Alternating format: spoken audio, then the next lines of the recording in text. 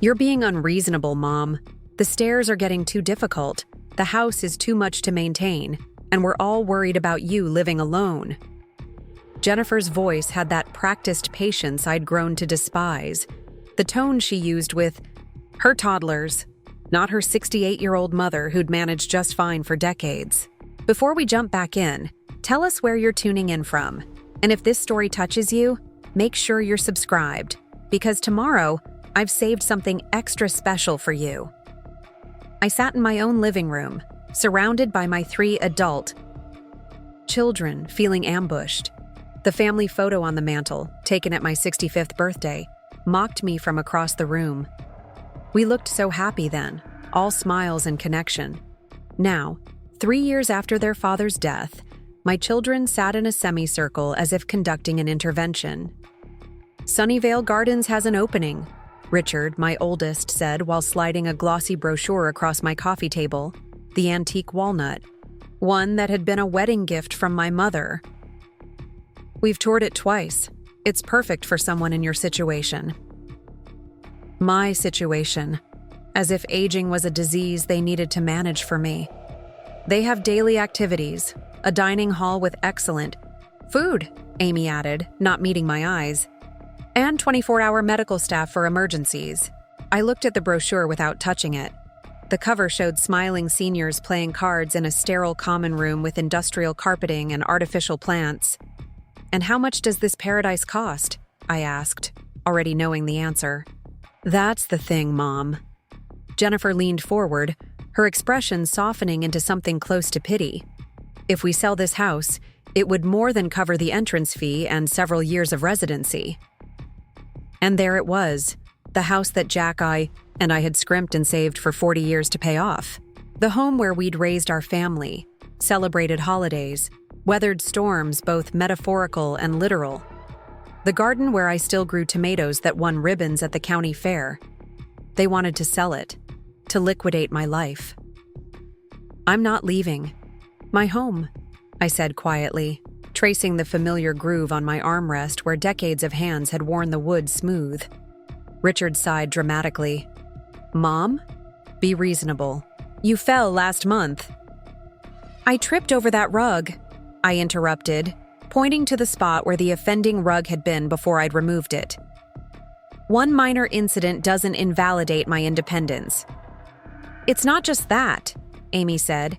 "Dad managed all the finances, the house maintenance, the yard work. You must be overwhelmed." The familiar ache of Jack's absence pressed against my chest. He'd been gone 3 years, but sometimes it felt like yesterday. Yes, he had managed our finances. On paper. What my children didn't know was that behind my husband's meticulous record-keeping and household management, I had been his silent partner in every decision. Jack wore the public face of family provider, but we were a team in ways our children never fully understood. "I appreciate your concern," I said, choosing my words carefully, "but I'm not ready for assisted living. This discussion is premature." Jennifer exchanged glances with her siblings, a look I recognized from their teenage years when they were plotting behind my back. "Actually, Mom, we've already put down a deposit to hold the space. It's non-refundable." The betrayal hit like a physical blow. "You did what?" My voice rose despite my efforts to remain calm. "Without discussing it with me first?" "We knew you'd resist," Richard said defensively. "This is what's best for you."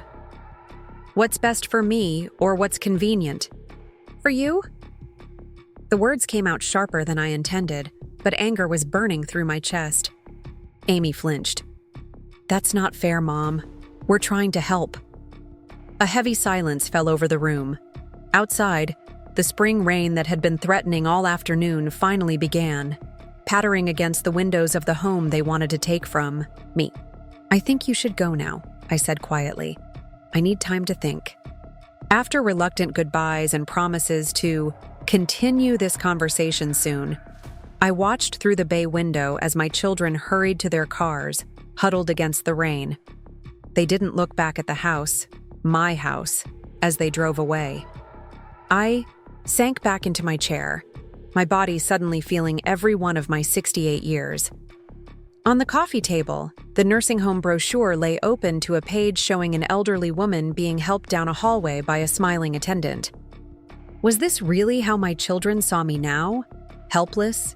Incompetent? The rain intensified, drumming against the roof in a soothing rhythm that had always calmed me. I closed my eyes and allowed myself a moment of self-pity, just one moment, before straightening my shoulders. My gaze fell on the small desk in the corner where Jack had paid our bills, filed our taxes, managed our investments. The desk I had barely touched since his death, allowing my children to assume I was financially illiterate. How convenient that assumption had been, letting them handle various financial matters to help me out. With a new sense of purpose, I crossed the room and unlocked the bottom drawer with the key I kept on a chain around my neck. Inside was a leather portfolio that Jack and I had prepared together during his final months. "They'll try to take care of you," he had warned me, his voice weakened by the cancer that was stealing him piece by piece. "Our kids mean well, but they'll think you can't manage. We need to make sure you're protected." At the time, I had thought, he was being paranoid, a side effect of the medication perhaps. Now I realized he had foreseen exactly this scenario. Our children deciding what was best for me without understanding the whole picture. Inside the portfolio was everything I needed: account numbers, passwords, property deeds, and investment records. Jack and I had built more than a family over our 43 years together. We had created a financial safety net that none of our children knew existed. The rain continued to fall as I began to make plans. Not plans for a nursing home, but for something entirely different. Something that would teach my children that appearances can be deceiving, and that their aging mother still had a few surprises left. The morning after my children's ambush, I woke before dawn, my mind already racing with the decisions ahead. The familiar weight of grief that had been my constant companion since Jack's passing was still there, but something else had joined it. A sense of purpose I hadn't felt in years. I made my coffee stronger than usual and carried it to the kitchen table where I'd spread out the contents of Jack's portfolio. In the soft glow of early morning, I methodically went through each document, refreshing my memory on details I hadn't needed to think about while letting my children help with my finances. First, there was our primary home, fully paid off, and worth considerably more than when we'd purchased it 40 years ago. Then there were the investment properties, a small apartment building in Riverdale that generated steady rental income, 2 commercial properties leased to stable businesses, and a vacation cabin in Pine Valley that we'd purchased for a song during the recession of 2008. All of these assets were held in a living trust Jack had established, with me as the sole trustee. The children knew about the trust. It was mentioned in Jack's will, but they had no idea of its true value or contents. They assumed it contained little more than the house and modest savings. What they also didn't know was that Jack and I had always lived well below our means. His job as an engineer and my work as a part-time librarian had provided a comfortable income, but we'd saved aggressively. While our peers upgraded to luxury cars and took extravagant vacations, we drove sensible vehicles and spent our holidays camping or visiting family. The children had sometimes complained about our frugality when they were teenagers, embarrassed by our practical lifestyle while their friends' parents flaunted wealth. "They'll thank us someday," Jack would say with a wink that was just for me. As I reviewed our finances that morning, I realized Jack had been right about so many things. Our net worth, carefully concealed in various investments and properties, was substantial. More than enough to ensure I could live independently for the rest of my life, with plenty left over for the children's inheritance. But first, I needed expert advice. I reached for my phone and dialed a number I hadn't called in years. "Patricia Bennett Law Offices," a young voice answered. Preparing and narrating this story took us a lot of time, so if you are enjoying it, subscribe to our channel. It means a lot to us. Now back to the story. This is Margaret Wilson. I'd like to make an appointment with Patricia, please. Tell her it's about the Wilson Trust. Patricia had been our attorney for decades, helping Jack set up our trust and handling various legal matters over the years. She was also one of the few people who knew the full extent of our assets. Mrs. Wilson, of course. Patricia has an opening tomorrow at 10 a.m. Would that work? Perfect, I replied, already feeling more in control. After hanging up, I made another call, this one to my bank, requesting an appointment with the trust department. Then I showered and dressed with care, choosing a tailored pantsuit I hadn't worn since Jack's funeral. Looking in the mirror, I saw a woman who appeared older than I remembered. Silver hair, lines around my eyes. But my posture was straight, my gaze clear and determined. By noon, I was pulling into the parking lot of First National Bank, where Jack and I had done business for over 30 years. Inside, I was greeted warmly by Thomas Harrington, the bank manager who had helped us refinance our home back when interest rates dropped in the 90s. Mrs. Wilson, it's been too long, he said, rising from behind his desk to shake my hand. How can I help you today? I need to make some changes to my accounts, I explained, and I'd like a comprehensive statement of all holdings associated with my name or the Wilson Trust. If Thomas was surprised by my request, he didn't show it. Of course, that will take a bit of time to compile. Can I ask what prompted this review? I hesitated, reluctant to air family business, but decided transparency with my financial partners was necessary. My children think I need to move to assisted living. They've already put down a deposit without my consent. Thomas's eyebrows rose slightly. I see. And you don't share their assessment? No, I don't. And I need to demonstrate that I'm perfectly capable of managing my own affairs. He nodded thoughtfully. Well, let's start by reviewing your current accounts. For the next hour, Thomas and I went through each account, updating access permissions and removing the children as authorized users, a status I'd granted them after Jack died, thinking it might be helpful in an emergency. Now I saw it as a vulnerability. There's one more thing, I said as our meeting concluded. I'd like to open a new account in my name only and transfer a portion of funds from the trust account. Thomas helped me set up the new account, and by the time I left the bank, I had taken the first concrete steps toward reclaiming my independence. That evening, Jennifer called to check in and subtly inquire about my thoughts on Sunnyvale Gardens. I kept the conversation brief, neither agreeing to their plan nor directly opposing it. Let them think I was considering it. It would buy me the time I needed. The next morning, I met with Patricia Bennett in her downtown office. Despite being in her 70s, Patricia remained sharp as ever, her silver hair cut in a stylish bob, her eyes missing nothing as I explained the situation. So they've decided you're incompetent without bothering to consult you about your wishes, she summarized, her tone making it clear what she thought of this approach. Unfortunately, I see this more often than you'd imagine. What are my options? I asked. Patricia leaned back in her chair, fingers steepled. From a legal standpoint, you're in an excellent position. The trust gives you complete control. Your children have no legal authority to force you into assisted living, as long as you're mentally competent. And if they try to claim I'm not competent, Patricia's expression hardened slightly. That would require medical evaluation and legal proceedings. It's not easy to have someone declared incompetent against their will, especially someone who is clearly managing their affairs as well as you are. She pulled out a legal pad and began making notes.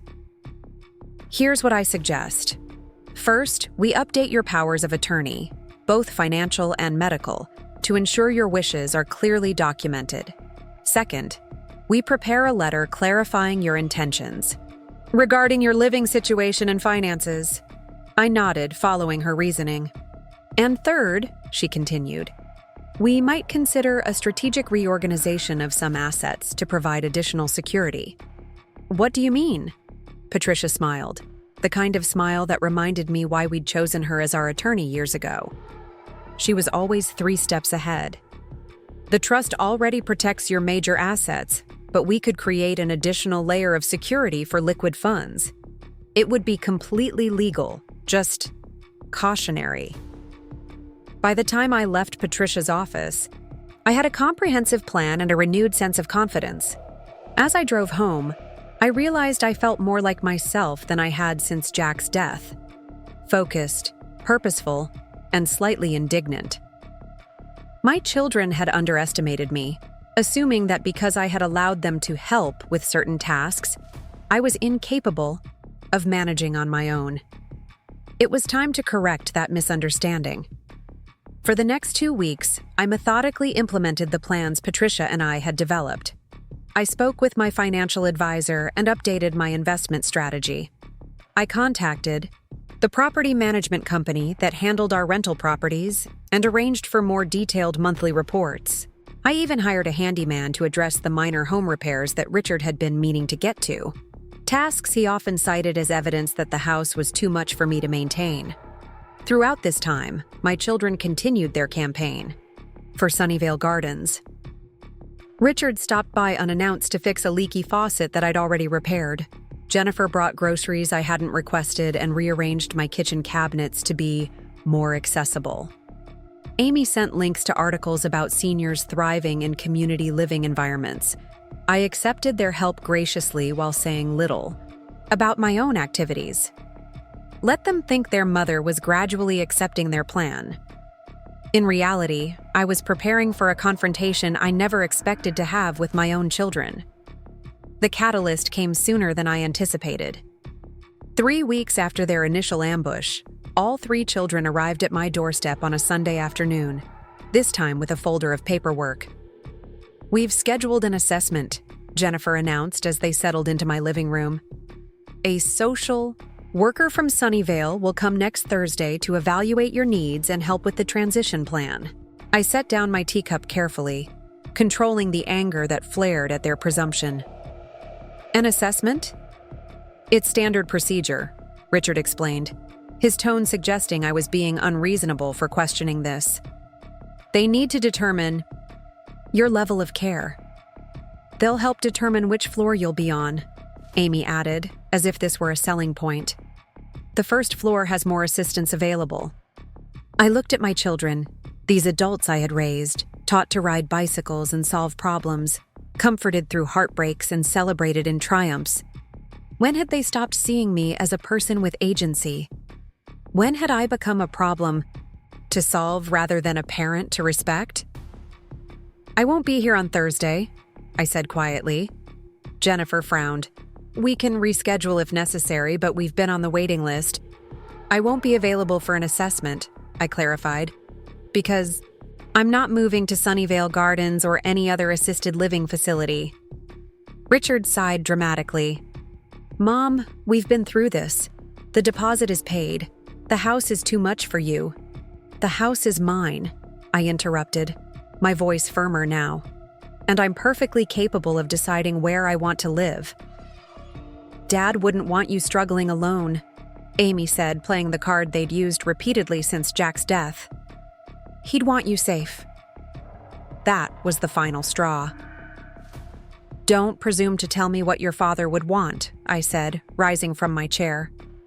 "Jack and I discussed our future extensively before he died. He knew exactly what I wanted, and it wasn't to be handled like a child by my own children." I walked to the desk in the corner, Jack's desk, and returned with a folder of my own. From it, I withdrew several documents and laid them on the coffee table. "This is a statement of the Wilson Family Trust assets," I said, pointing to the first document. "These are the monthly income reports from our investment properties.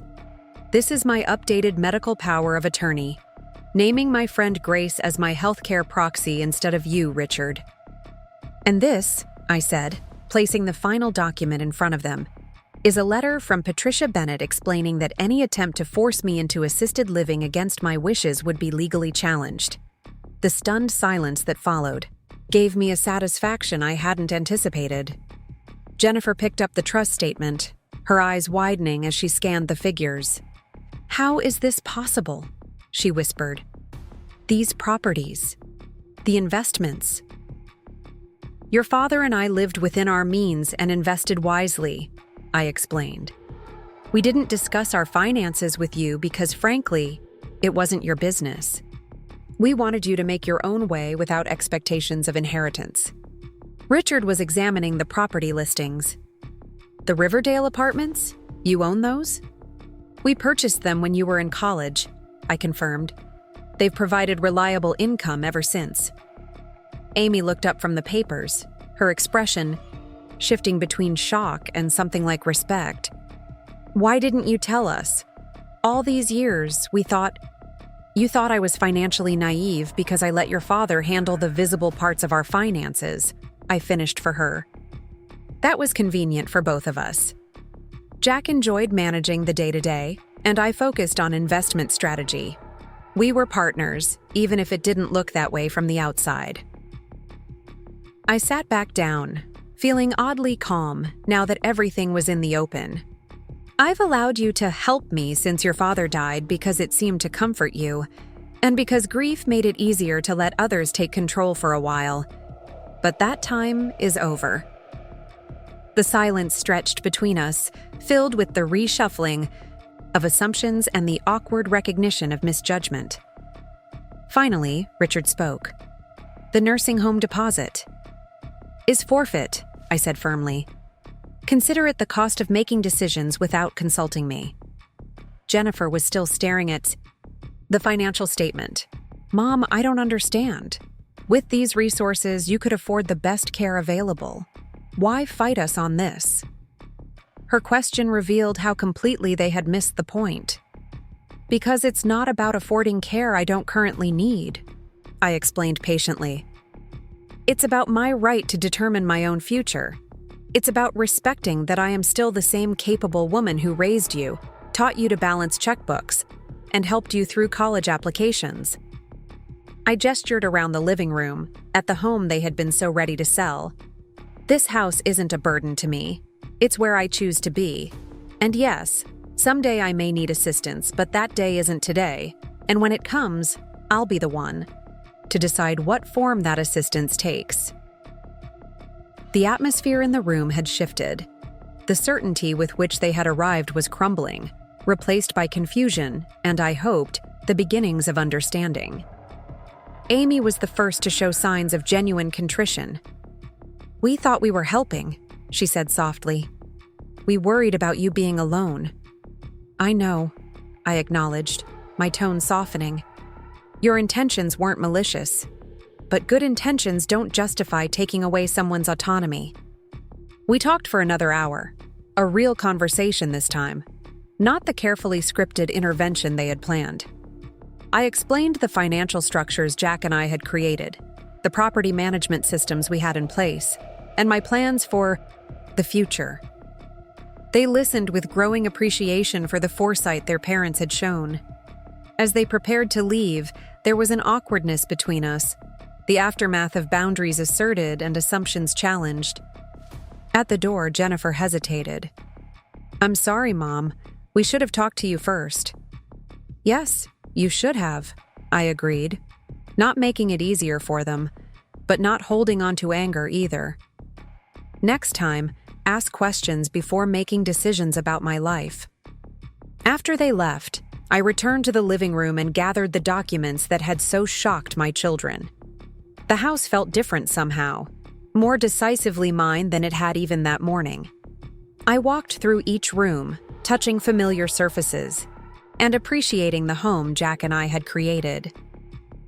In the kitchen, I paused at the refrigerator where photos of grandchildren were displayed alongside faded pictures of my own children when they were young. Despite the confrontation, I felt a deep love for them. They had been wrong, painfully, presumptuously wrong, but they were still my children. That evening, I called Grace, my closest friend since moving to Oak Ridge 40 years earlier. Her husband had died just 6 months before Jack, and we had helped each other navigate widowhood with late-night phone calls and impromptu lunch dates.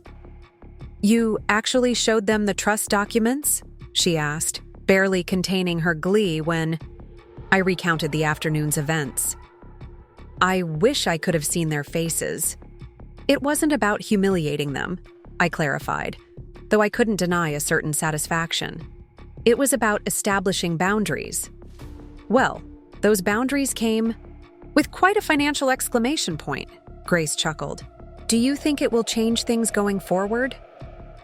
I considered her question as I looked out at the garden where twilight was settling. I hope so. I don't want estrangement. I want respect. I want them to see me as I am, not as they fear I might become. And if they don't? Grace pressed gently. Then I'll live my life anyway, I said with newfound certainty. I have resources they never imagined, friends they've underestimated, and more strength than they've given me credit for. I survived losing Jack. I can certainly handle whatever else comes my way. After we hung up, I took my evening tea onto the back porch and watched as fireflies began to appear in the garden Jack had designed, but that I had always maintained. Tomorrow, I would call the landscaper about updating the flower beds for summer, check in with the property manager about a vacancy in the Riverdale apartments, and perhaps look into those photography classes at the community college I'd been considering. My children had tried to put me in a nursing home, believing I was a financially naive widow, overwhelmed by managing alone. What they hadn't realized was that beneath the surface of our conventional-seeming marriage, Jack and I had built something remarkable, not just a portfolio of assets, but a foundation of mutual respect and partnership that had prepared me for independence even in his absence. The surprise waiting in my bank account had shocked my children, but the real surprise, at least to them, was discovering that their mother had been a silent force all along, capable and determined, with or without their approval. The morning after my confrontation with the children, I woke early, watching dawn spread across my bedroom ceiling. For the first time in months, I felt energized rather than weary. Facing down my children had been difficult, but necessary, like lancing a wound to release the poison. The air felt clearer now, the path forward more defined. I made my usual cup of morning tea and carried it out to the garden patio, wrapped in my favorite cardigan against the spring chill. The garden was coming alive, daffodils nodding in the breeze, the cherry tree Jack had planted on our 10th anniversary now in full bloom. 40 years in this house had given me time to put down roots, both literal and figurative. My phone chimed from inside. I ignored it, knowing it was likely one of the children trying to regroup after yesterday's revelation. They would need time to adjust their perception of me, to reconcile the financially savvy woman I'd revealed myself to be with the supposedly helpless mother they'd imagined. Instead, I spent the morning contacting various professionals I hadn't spoken to since Jack's passing. My first call was to Martin Chen, the property manager who oversaw our rental properties. Mrs. Wilson, it's been too long, he said warmly. I've been sending the reports to Richard as requested. I appreciate that, Martin, but going forward, please direct all communications to me, I said, keeping my tone friendly but firm. I'll need a comprehensive review of all properties, current tenants, lease terms, maintenance issues, everything. If Martin was surprised by this change, he adapted quickly. Of course. I can have that to you by the end of the week. Would you prefer email or hard copy? Both, please. And I'd like to schedule visits to each property over the next month. After finishing with Martin, I called Stanley Wright, our financial advisor. He was more transparent about his surprise at hearing from me directly. Margaret, is everything all right? Richard usually handles these discussions. Everything's fine, Stanley. I've simply decided to take a more active role in managing our investments again. I'd like to schedule a portfolio review next week if your calendar permits. By noon, I had reclaimed control of every aspect of my financial life that I delegated to my children during those foggy months of grief. The calls felt like throwing open windows in a stuffy room, letting fresh air circulate through spaces that had grown stagnant. I was preparing lunch when the doorbell rang. Through the front window, I spotted Jennifer's red SUV in the driveway. Taking a deep breath, I smoothed my sweater and went to answer. Jennifer stood on the porch, clutching her handbag with both hands, a nervous habit she'd had since childhood. "Mom," she said, her voice carrying a careful neutrality. "Do you have a minute to talk?" I stepped back, gesturing her inside. "I was just making lunch. Would you like a sandwich?" She followed me to the kitchen, watching as I continued assembling. A simple meal of chicken salad on whole grain bread. The silence stretched between us until I finally set a plate in front of her and took my own seat. "I've been thinking about yesterday," she began, picking at the crust of her sandwich. I made a lot of assumptions." I nodded but said nothing, giving her space to continue. "It never occurred to me that you and Dad had built all that." She gestured vaguely, presumably referring to the financial empire her father and I had quietly constructed. "He always made it seem like you weren't interested in money matters." I took a sip of water, considering my response.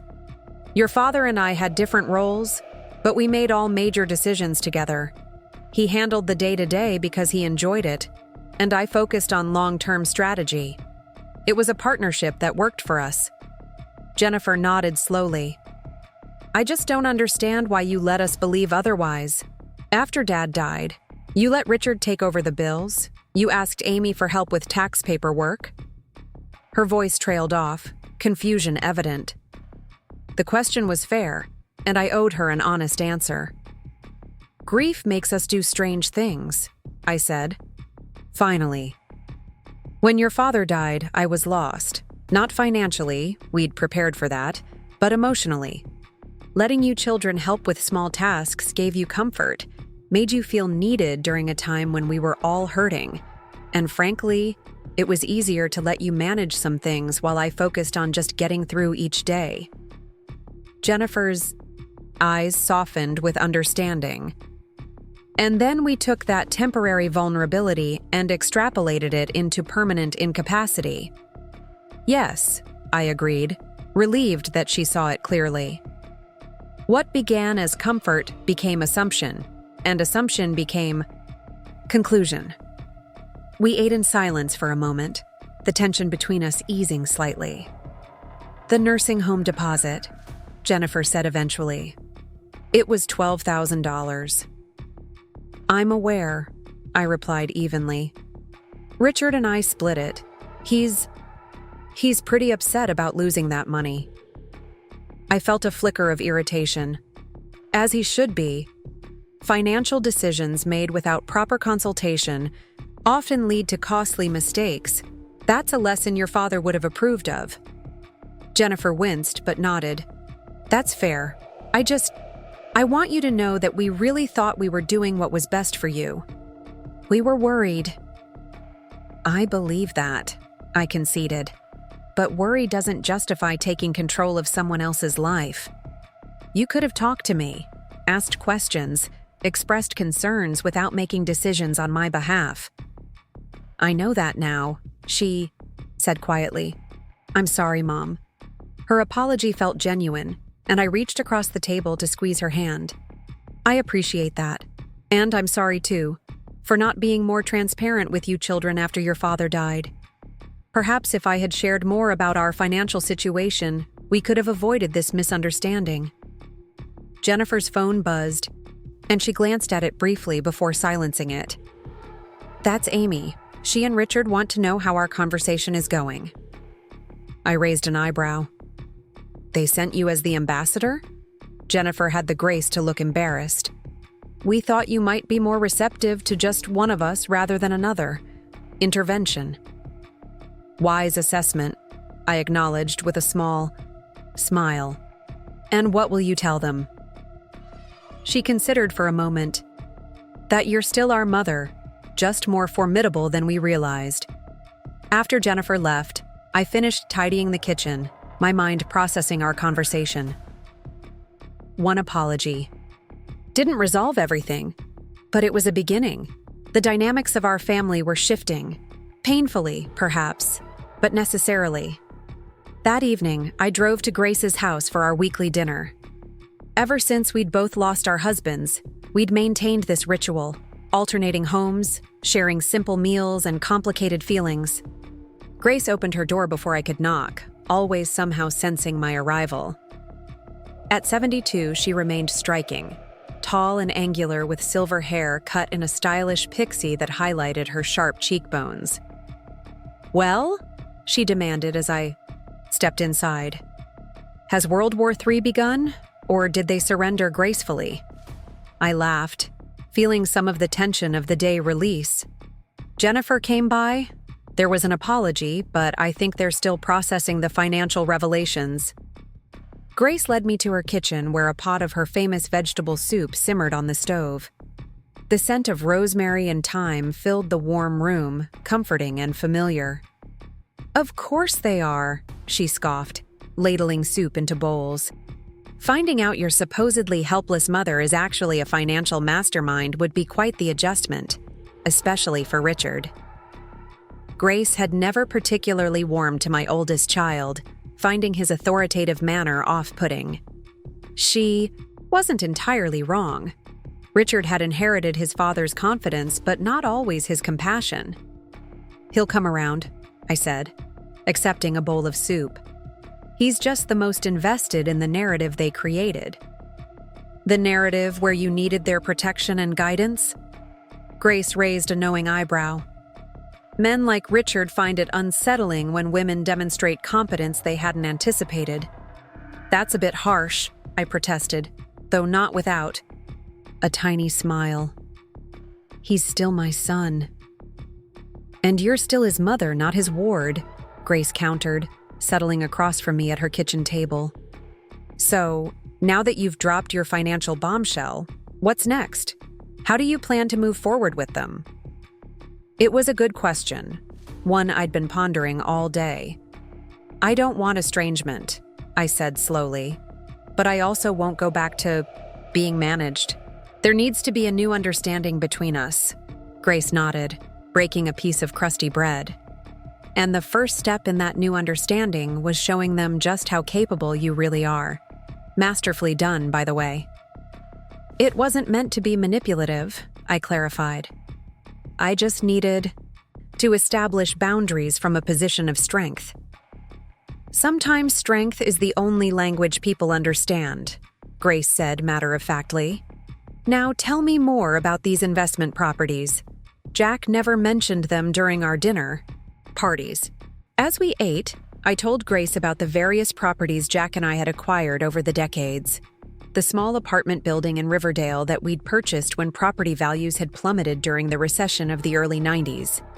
The commercial space downtown that housed 3 small businesses. The vacation cabin in Pine Valley that we'd originally bought for family gatherings, but now rented to tourists. "You clever thing," Grace marveled. "All those years we thought you and Jack were just comfortable middle-class retirees." "We were comfortable," I pointed out. "We just happened to have significant assets that we chose not to flaunt. Jack never believed in conspicuous consumption, and neither did I." Grace reached for the wine bottle, topping off both our glasses. "Well, here's to quiet competence and the satisfaction of surprising those who underestimate us." We clinked glasses, and I felt a surge of gratitude for this friendship that had sustained me through the darkest days after Jack's passing. Grace had never treated me as fragile or incapable, even when grief had temporarily rendered me both. "What about you?" I asked. "Harold must have left you well provided for." Grace's expression shifted slightly, a shadow passing behind her eyes. "Harold was not as meticulous as Jack. When he died, I discovered several investments I knew nothing about, some of them quite precarious. It took nearly a year to untangle everything." This was new information. Grace had never shared these details before. "I had no idea you were dealing with financial complications on top of losing him." She shrugged, attempting nonchalance, though I could see the lingering stress. "I managed. Sold the vacation house in Florida, liquidated some of his more questionable investments, downsized to this place. I'm secure enough now, but it was a near thing. Why didn't you tell me? I asked, feeling a pang that my friend had struggled alone. You were drowning in your own grief, Grace said simply. And I was. Embarrassed, I suppose. Harold and I had been married for 46 years, and I realized I didn't know the full picture of our finances. It felt like a failure on my part. The parallel to my own situation was striking. Both of us widowed, both dealing with financial reckonings in the aftermath of long marriages. The difference was that Jack had included me in every aspect of our financial life, while Harold had apparently kept Grace partially in the dark. It's not a failure, I said firmly.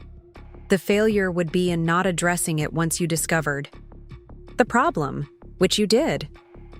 Grace gave me a grateful smile. True enough. And now here we are, two widows finding our way, though it seems your way is considerably better paved than I'd realized. When I returned home that evening, my thoughts kept circling back to Grace's revelation.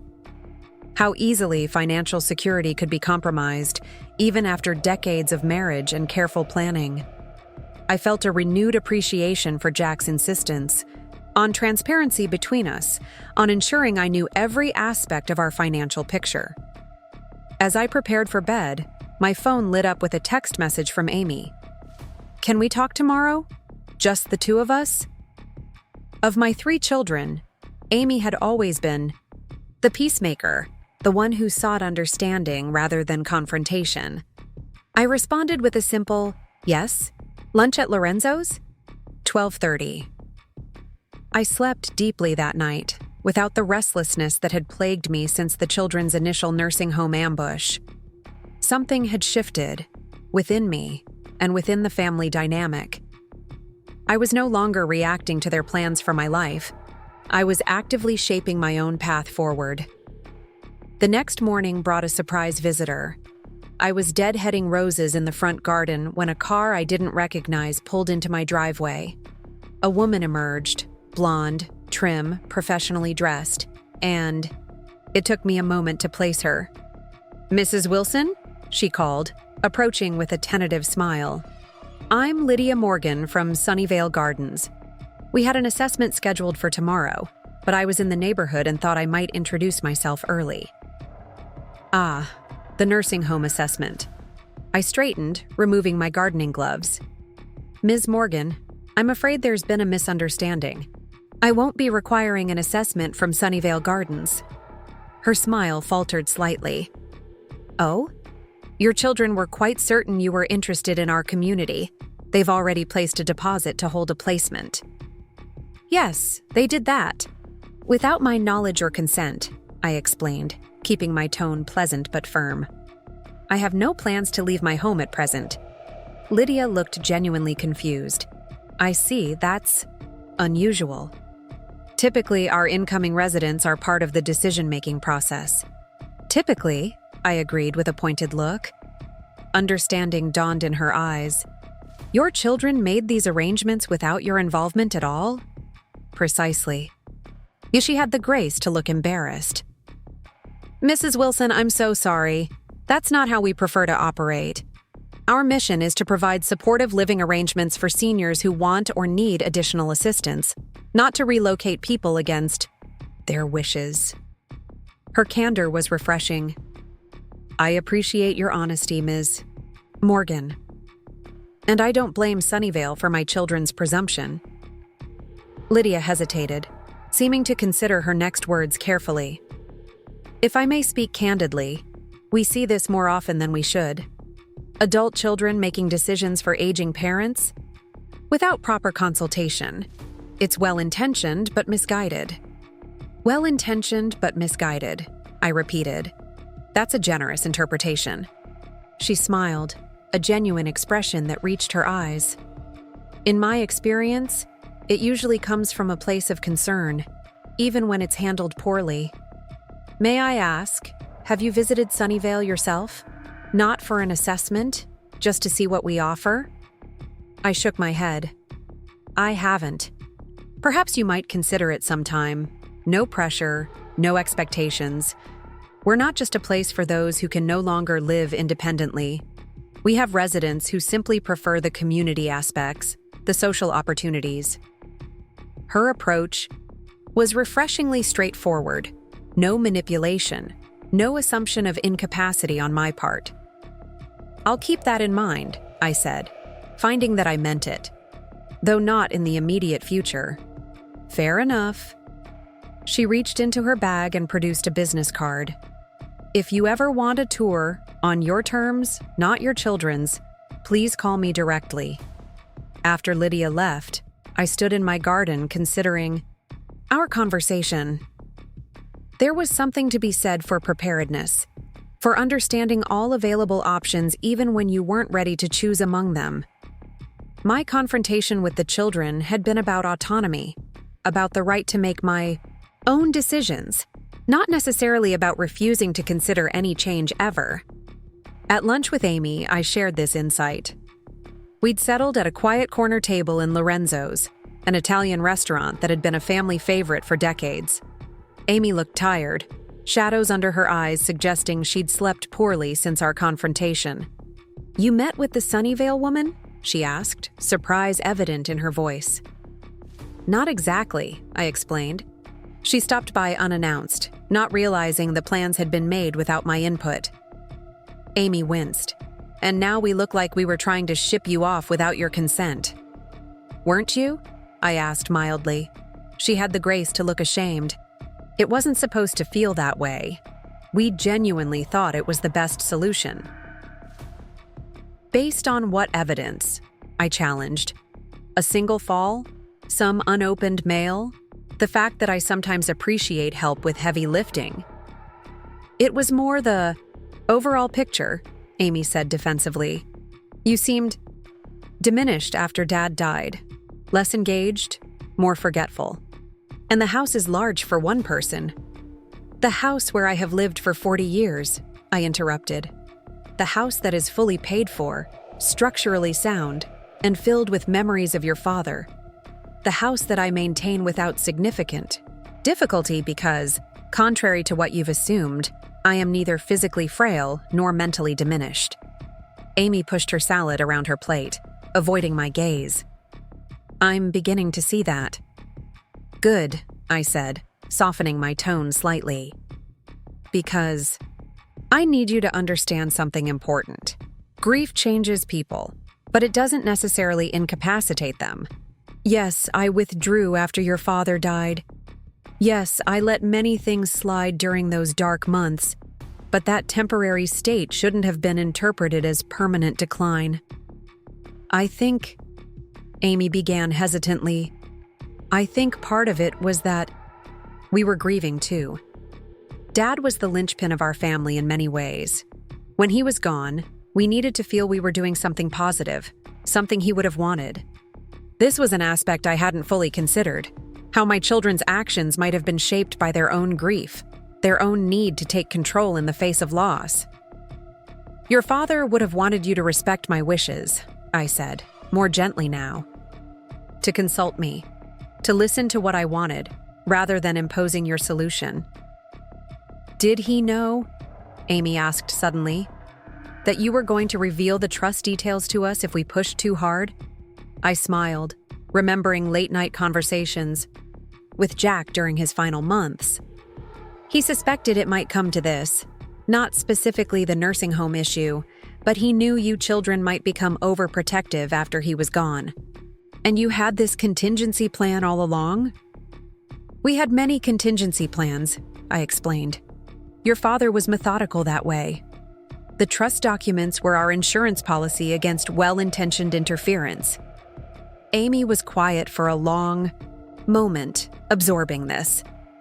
"I keep thinking about all those years when Dad handled the visible finances and you." "What? Secretly managed the investment portfolio?" "Not secretly, just privately. We had different strengths. Your father enjoyed the day-to-day management, the interactions with bankers and brokers. I preferred the research, the long-term planning." I paused, realizing there was more to say. And yes, we maintained certain traditional appearances. It was simpler that way, especially in your father's professional circles, where men still expected to be the financial decision-makers, Amy supplied, understanding dawning. Exactly. Your father never had that ego, but he understood how to navigate those waters. Meanwhile, I focused on building our security without needing public recognition for it. Amy reached across the table, covering my hand with hers. I'm sorry, Mom, for underestimating you, for not asking more questions before making decisions. Her apology felt genuine, and I squeezed her hand in return. I accept that. And I'm sorry, too, for not being more forthcoming after your father died. Perhaps if I'd been clearer about my capabilities and resources, we could have avoided this entire situation. Richard is going to take longer to come around, Amy warned. He's embarrassed, and when Richard is embarrassed, he gets defensive. I'm aware, I said dryly. He's been that way since he was a toddler throwing tantrums when he couldn't tie his shoes correctly. That drew a laugh. From Amy, the first genuine one I'd heard from any of my children in weeks. Some things never change. And some things do, I countered. Our family dynamic needs to be one of them. I'm not asking for much, just respect for my autonomy and recognition of my capabilities. That seems reasonable, Amy agreed. Though, I do have one request. Which is? Don't shut us out completely, she said softly. We went about it all wrong, but we do care. If you ever do need help, real help, not the imagined kind we projected onto you, please let us know. It was a fair request. I can do that, I promised. But you need to trust that I'll ask when I need assistance, not assume I need it because I've reached a certain age. Our conversation shifted then to lighter topics. Amy's work as a pediatric nurse, her daughter's upcoming dance recital, plans for the summer. As we talked, I felt a cautious optimism. With Amy, at least, a new understanding seemed possible. After lunch, I drove to the Riverdale Apartments, the first time I'd visited one of our investment properties since Jack's death. The modest 3-story building contained 12 units, mostly rented to young professionals and small families. Martin Chen met me in the lobby, visibly surprised that I'd wanted to tour the property myself. Everything is in good condition. Mrs. Wilson, he assured me as we walked through the common areas. We replaced the water heaters last year and updated the security system as Mr. Wilson had planned before he passed. I noted Martin's careful navigation around mentioning Jack's death directly, a common awkwardness I'd encountered repeatedly over the past 3 years. People never seemed to know whether acknowledging my loss would comfort or distress me. I appreciate your continued management, Martin, I said as we inspected a vacant unit being prepared for new tenants. My husband valued your attention to detail. He was an excellent business partner, Martin replied, relaxing slightly now that I'd mentioned Jack directly. Very forward-thinking in his property investments. We chose these properties together, I clarified gently. The Riverdale purchase was actually my suggestion, though Jack handled the negotiations. Martin looked startled, then thoughtful. I didn't realize. Mr. Wilson always presented himself as the primary decision-maker. He presented that way in many contexts, I acknowledged. It was convenient for both of us. But going forward, I hope you'll understand that I'm fully informed about these properties and involved in all strategic decisions. Understanding dawned in Martin's expression. Of course, Mrs. Wilson. I'll adjust my reporting accordingly. As we finished the tour, I found myself appreciating anew the solid investment this property represented. The building was well maintained, the location increasingly desirable as the neighborhood continued its gradual upscale transition. Jack and I had purchased it when our children were teenagers, using savings we'd accumulated through careful budgeting and strategic earlier investments. I remembered the day we signed the papers, Jack beaming with excitement, me more reserved but equally pleased. It had been our first major real estate investment beyond our family home, the beginning of the portfolio we would continue building over the decades that followed. Driving home, I felt a renewed connection to Jack and the life we'd built together. The properties weren't just financial assets, they were tangible expressions of our partnership, our shared vision for the future. A future that included providing for our children while teaching them self-reliance, creating security for ourselves without flaunting wealth, building something lasting that reflected our values. That evening, Richard finally called. His voice was stiff, formal, a tone I recognized from childhood arguments when he was struggling to maintain dignity after being proven wrong. "Mother," he began, the formal address a clear sign of his discomfort. "I've been thinking about our discussion the other day." "Yes?" I prompted when he paused too long. "I want you to know that while I still have concerns about you living alone in that house, I recognize that financially, you are in a better position than I understood." It wasn't quite an apology, but it was a start. "Thank you for acknowledging that, Richard." "The nursing home deposit is non-refundable," he continued, a hint of accusation in his tone. "Yes, you mentioned that. An expensive lesson in the importance of consultation before action." He made a sound somewhere between a cough and a grunt. "Yes, well, going forward, perhaps we could establish a more regular communication about your situation. Monthly updates, perhaps." I smiled to myself, recognizing this as Richard's attempt at compromise. "I'm happy to keep you informed, Richard, but understand that keeping you informed is different from seeking your approval or following your directions." "Of course," he replied stiffly. "I only want what's best for you." "I know," I said, softening slightly, "and I appreciate that. But what's best for me includes respecting my capacity to determine my own needs and make my own decisions." After we hung up, I sat in Jack's old armchair, considering the conversations I'd had with each of my children, different in tone and content, yet all circling the same central question. How would our family relationship recalibrate now that they understood I was not the dependent widow they had imagined? It would take time, I realized. Time for them to fully accept this revised understanding of their mother. Time for me to trust that they truly saw me as I was, not as they feared I might become. Time for all of us to establish new patterns of interaction based on mutual respect rather than assumed incapacity. But the groundwork had been laid. The financial revelations had served their purpose, not to impress or intimidate my children, but to command the respect necessary for authentic relationship. We could build from here, slowly reconstructing family connections based on truth rather than convenient misunderstandings. As night fell, I moved through my home, turning off lights and securing doors. In the kitchen, I paused by the refrigerator where photos of my grandchildren smiled back at me. Whatever tension existed between me and my adult children, my love for them remained undiminished. They had been wrong, painfully, presumptuously wrong, but their error had grown from concern, however misplaced. Tomorrow would bring new conversations, new negotiations of boundaries and expectations. But tonight, I felt satisfied with the path I'd chosen.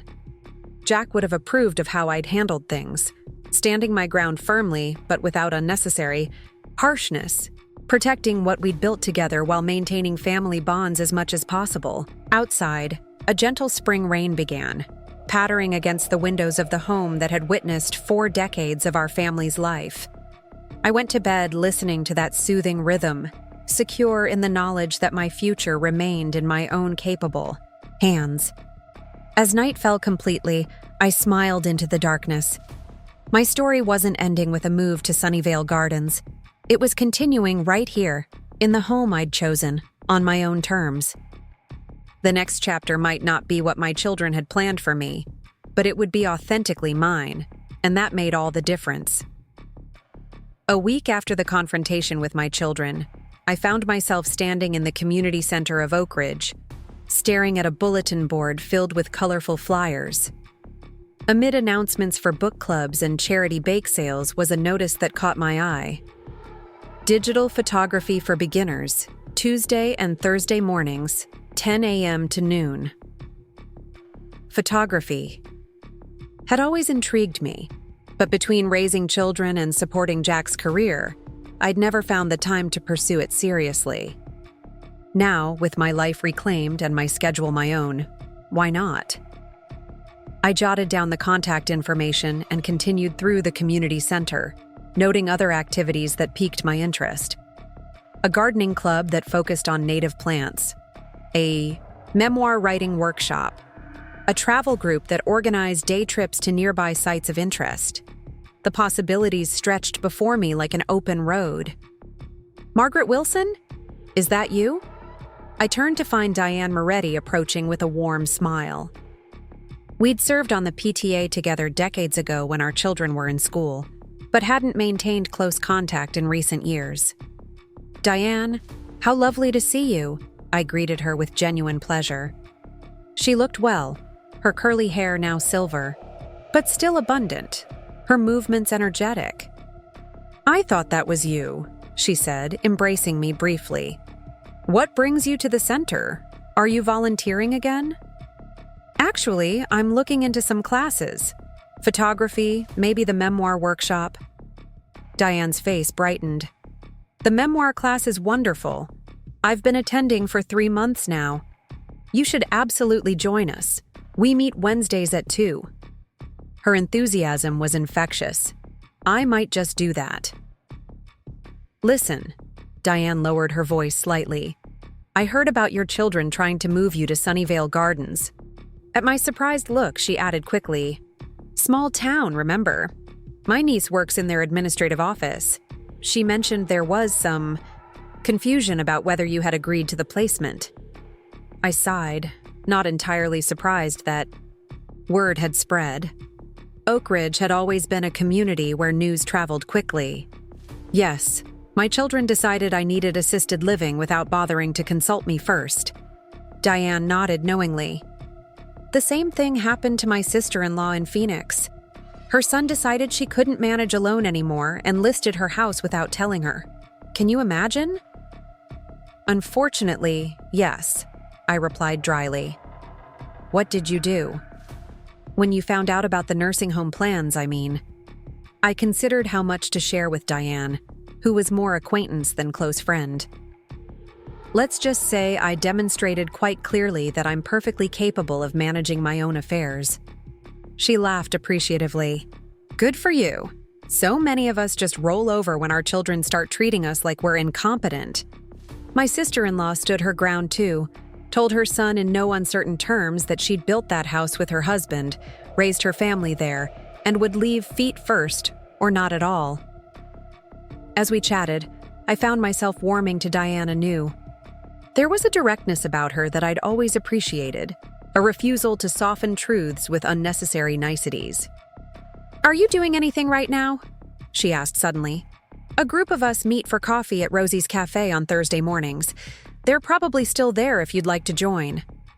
The invitation was tempting. Apart from Grace, I hadn't maintained many close friendships after Jack's death. The period of intense grief had led me to decline social invitations, and eventually, they had slowed and then stopped. Perhaps it was time to rebuild those connections. I'd like that, I decided.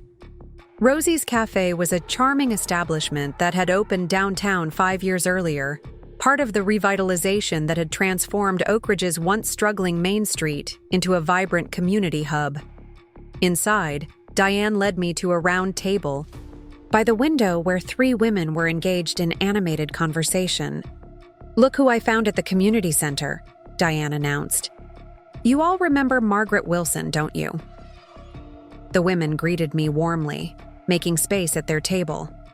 I recognized all of them from various community connections over the years. Elaine Higgins, who had taught English at the high school. Barbara, Chen, who had owned the local bookstore before retiring, and Helen Fitzgerald, who had been our family physician until her retirement 5 years ago. "Margaret, it's been ages," Helen said, gesturing for me to sit beside her. "How have you been managing since Jack passed? We've missed seeing you around town." There was genuine concern in her question, without the patronizing undertone I'd grown accustomed to from my children. "I've had my ups and downs," I answered honestly. "The first year was difficult, but I'm finding my way forward now." The conversation flowed easily. Updates on children and grandchildren, local news, recommendations for books and films. These women spoke to me as a peer, not as someone to be managed or worried over. It was refreshing. "Did you hear the community center is offering a digital photography class?" Barbara mentioned, unknowingly echoing my earlier discovery. "I've been thinking of signing up. My grandson gave me a nice camera for Christmas, but I haven't figured out half its functions." "I just saw the notice," I replied. "I'm considering it too." "We could take it together," Barbara suggested. "It's always easier to learn something new with a friend." Her casual use of the word friend warmed me. Perhaps I hadn't been as isolated as I'd felt. The connections were still there, waiting to be renewed. As the coffee gathering drew to a close, I found myself exchanging phone numbers with Barbara to coordinate about the photography class and accepting an invitation to join their regular Thursday coffee meetings. By the time I drove home, my spirits were higher than they had been in months. The house welcomed me with familiar comfort, but for the first time since the confrontation with my children, I saw it with fresh eyes.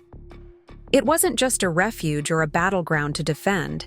It was a base from which to launch a new chapter of my life. I spent the afternoon updating my calendar with the activities I planned to explore: the photography class, the memoir workshop. Diane had recommended the Thursday coffee group. Small steps, perhaps, but significant ones toward building a life that was defined by engagement rather than endurance. That evening, I called Stanley Wright, our financial advisor, to follow up on our earlier conversation about taking a more active role in managing my investments. "I've reviewed the portfolio summary you sent," I told him. "I'd like to discuss reallocating some of the more conservative investments to support income generation." Stanley sounded pleased by my engagement. "Absolutely, Margaret. I've prepared some options based on our previous discussion. I think you'll be particularly interested in the municipal bond opportunities that have recently become available." We spent 40 minutes discussing investment strategies in detail. By the end of the call, we had developed a plan that would modestly increase my monthly income without significant additional risk. A plan that aligned perfectly with the vision Jack and I had always had for our retirement years. As I hung up, I realized how much I'd missed these conversations. Jack and I had often spent evenings discussing investment opportunities, weighing options, planning for the future. After his death, I had allowed that part of our life together to fade into the background, delegating financial decisions to Richard not from incapacity, but from grief-induced apathy. No more. The reawakening that had begun with the nursing home confrontation continued to spread through every aspect of my life. I was reclaiming not just independence, but engagement, with my finances, my community, and my future. The next morning brought an unexpected text message from Jennifer. "Mom, I'd like to bring the kids over this weekend if that works for you. They've been asking about Grandma's cookies." The reference to cookies made me smile. My grandchildren, 8-year-old, twins Emma and Ethan, had always loved helping me bake in my kitchen. Jennifer's busy career often meant they had limited time for such activities at home. "Saturday afternoon would be perfect," I replied. "Tell them to come hungry." The prospect of seeing my grandchildren lifted my spirits further. Whatever tension remained between me and Jennifer, the children shouldn't be affected by it. They were innocent of the patronizing assumptions that had led to the nursing home scheme. I spent the morning checking my baking supplies and planning what treats to make with the twins. Chocolate chip cookies, certainly, their perennial favorite, but perhaps also the lemon squares that Emma had recently developed a taste for. Knock at the door interrupted my inventory. Opening it, I found Richard standing on my porch looking uncomfortable. "Richard," I greeted him, surprised. "I wasn't expecting you." "I was in the neighborhood for a client meeting," he explained, shifting his weight from one foot to the other. "Thought I'd stop by. May I come in?" I stepped back, gesturing him inside. Richard followed me to the kitchen, where I had baking ingredients spread across the counter. "Planning to bake?" he asked, clearly searching for neutral conversation. "Jennifer's bringing the twins over on Saturday. I thought we might make cookies together." Richard nodded, his gaze moving around the kitchen as if searching for something out of place, some evidence to justify the concerns that had led him to support the nursing home plan. "Coffee?" I offered, more to break the awkward silence than from any sense of hospitality. "Please." As I prepared 2 cups, Richard finally broached the real reason for his visit. "I've been thinking about our situation," he began carefully, "about how things escalated with the Sunnyvale Gardens arrangement." I handed him his coffee and leaned against the counter, waiting. Richard had always needed time to reach the point of actual apology. "It occurs to me that I might have overreacted to certain indicators," he continued. "The fall you had in January, the difficulty with the tax paperwork, your decision to stop driving at night. All prudent adjustments to changing circumstances," I pointed out. "Not signs of incapacity." Richard sipped his coffee, avoiding my gaze. "Perhaps.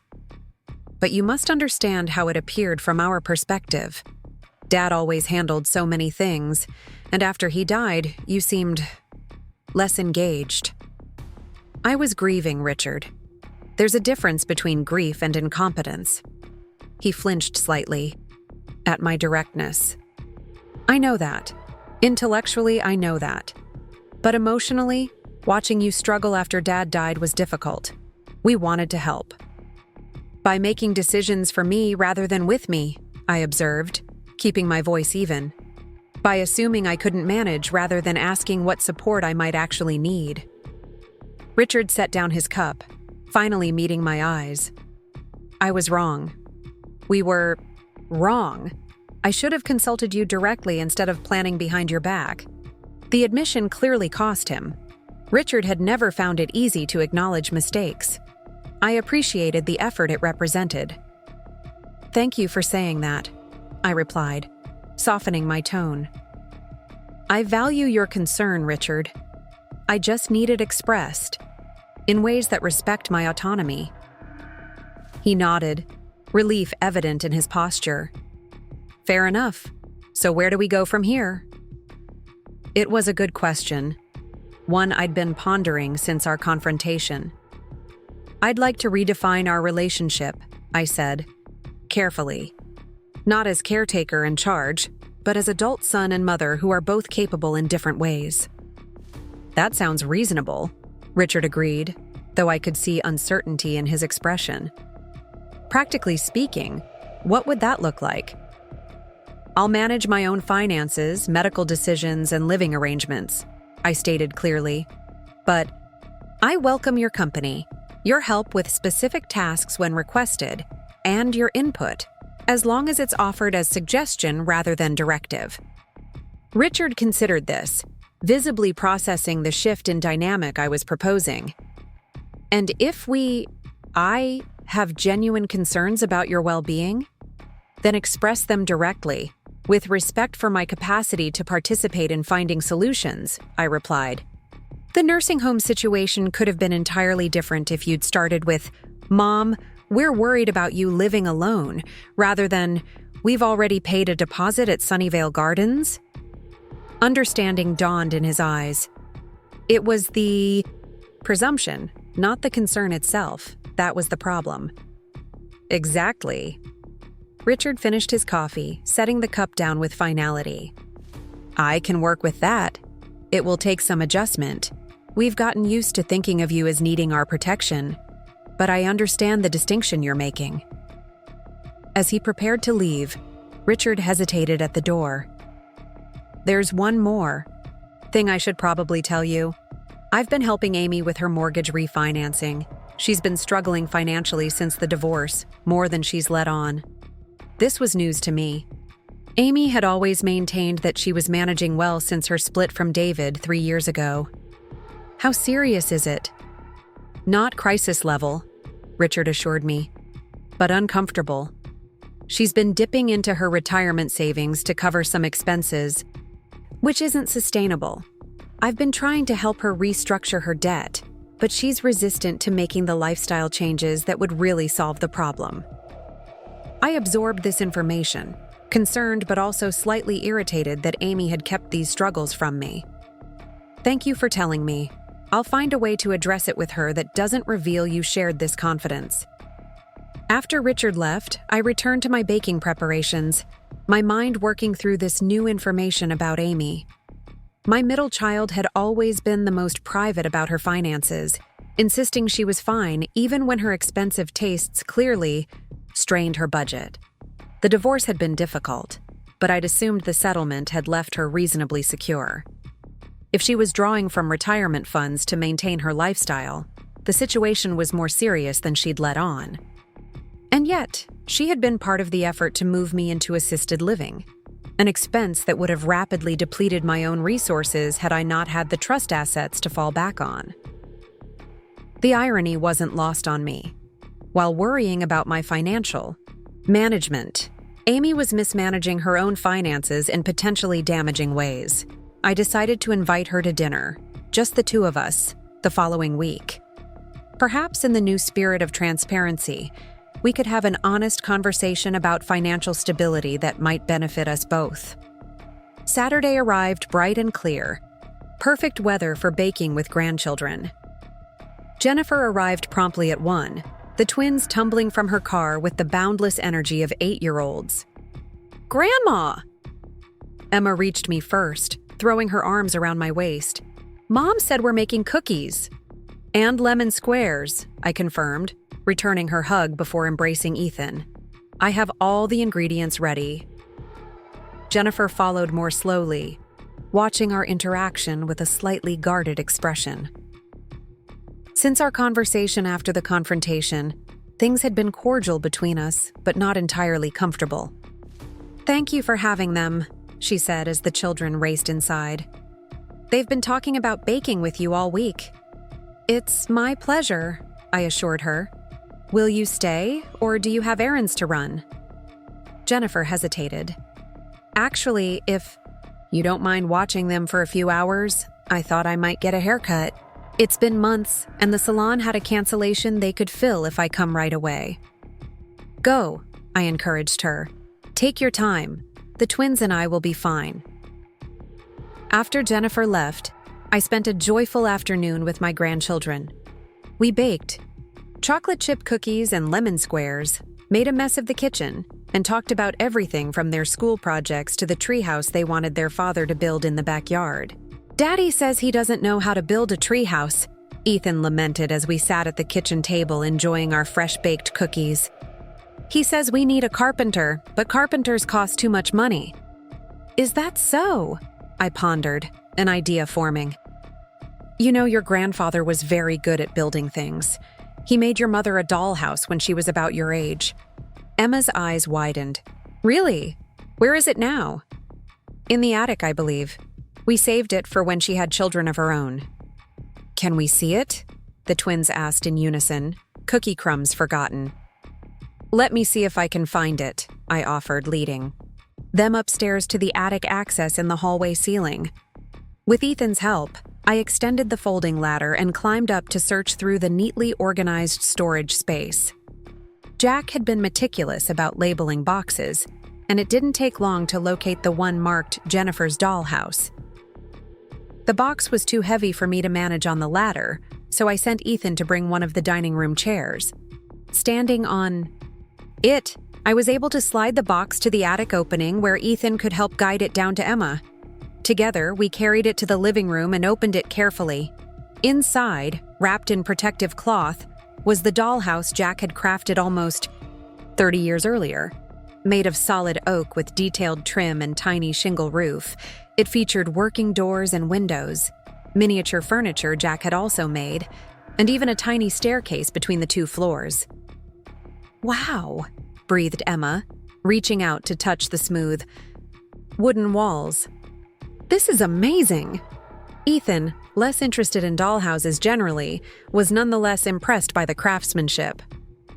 "Grandpa made this, the whole thing." "Every piece," I confirmed, a wave of bittersweet memory washing over me. "He spent months working on it in the evening after his regular job. Your mother loved it so much." As the children explored the dollhouse, opening tiny doors and arranging furniture, I remembered the nights Jack had spent in our garage workshop, carefully cutting and sanding each component. He'd consulted architecture books for the proportions and details, determined to create something that would endure for generations. "Grandma, do you think Mommy would let us take this home?" Emma asked, breaking into my reverie. "I'm sure she would," I replied. "It was made for her children to enjoy." When Jennifer returned from her salon appointment, her hair freshly styled in a flattering bob, she stopped short at the sight of the dollhouse dominating our living room coffee table. "Oh my goodness," she exclaimed, one hand rising to her mouth. "Is that my dollhouse? I haven't seen it in years." "Mommy, did you really play with this when you were little?" Emma demanded, barely containing her excitement. "Grandma says Grandpa made every single piece." Jennifer knelt beside the dollhouse, her fingers tracing the tiny porch railing with evident nostalgia. "I did. I loved this dollhouse more than any store-bought toy. I used to spend hours making up stories about the family that lived inside." She looked up at me, her eyes suddenly shimmering with unshed tears.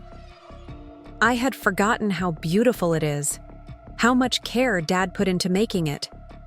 He wanted it to last," I said softly, "to be something you could pass down to your own children someday."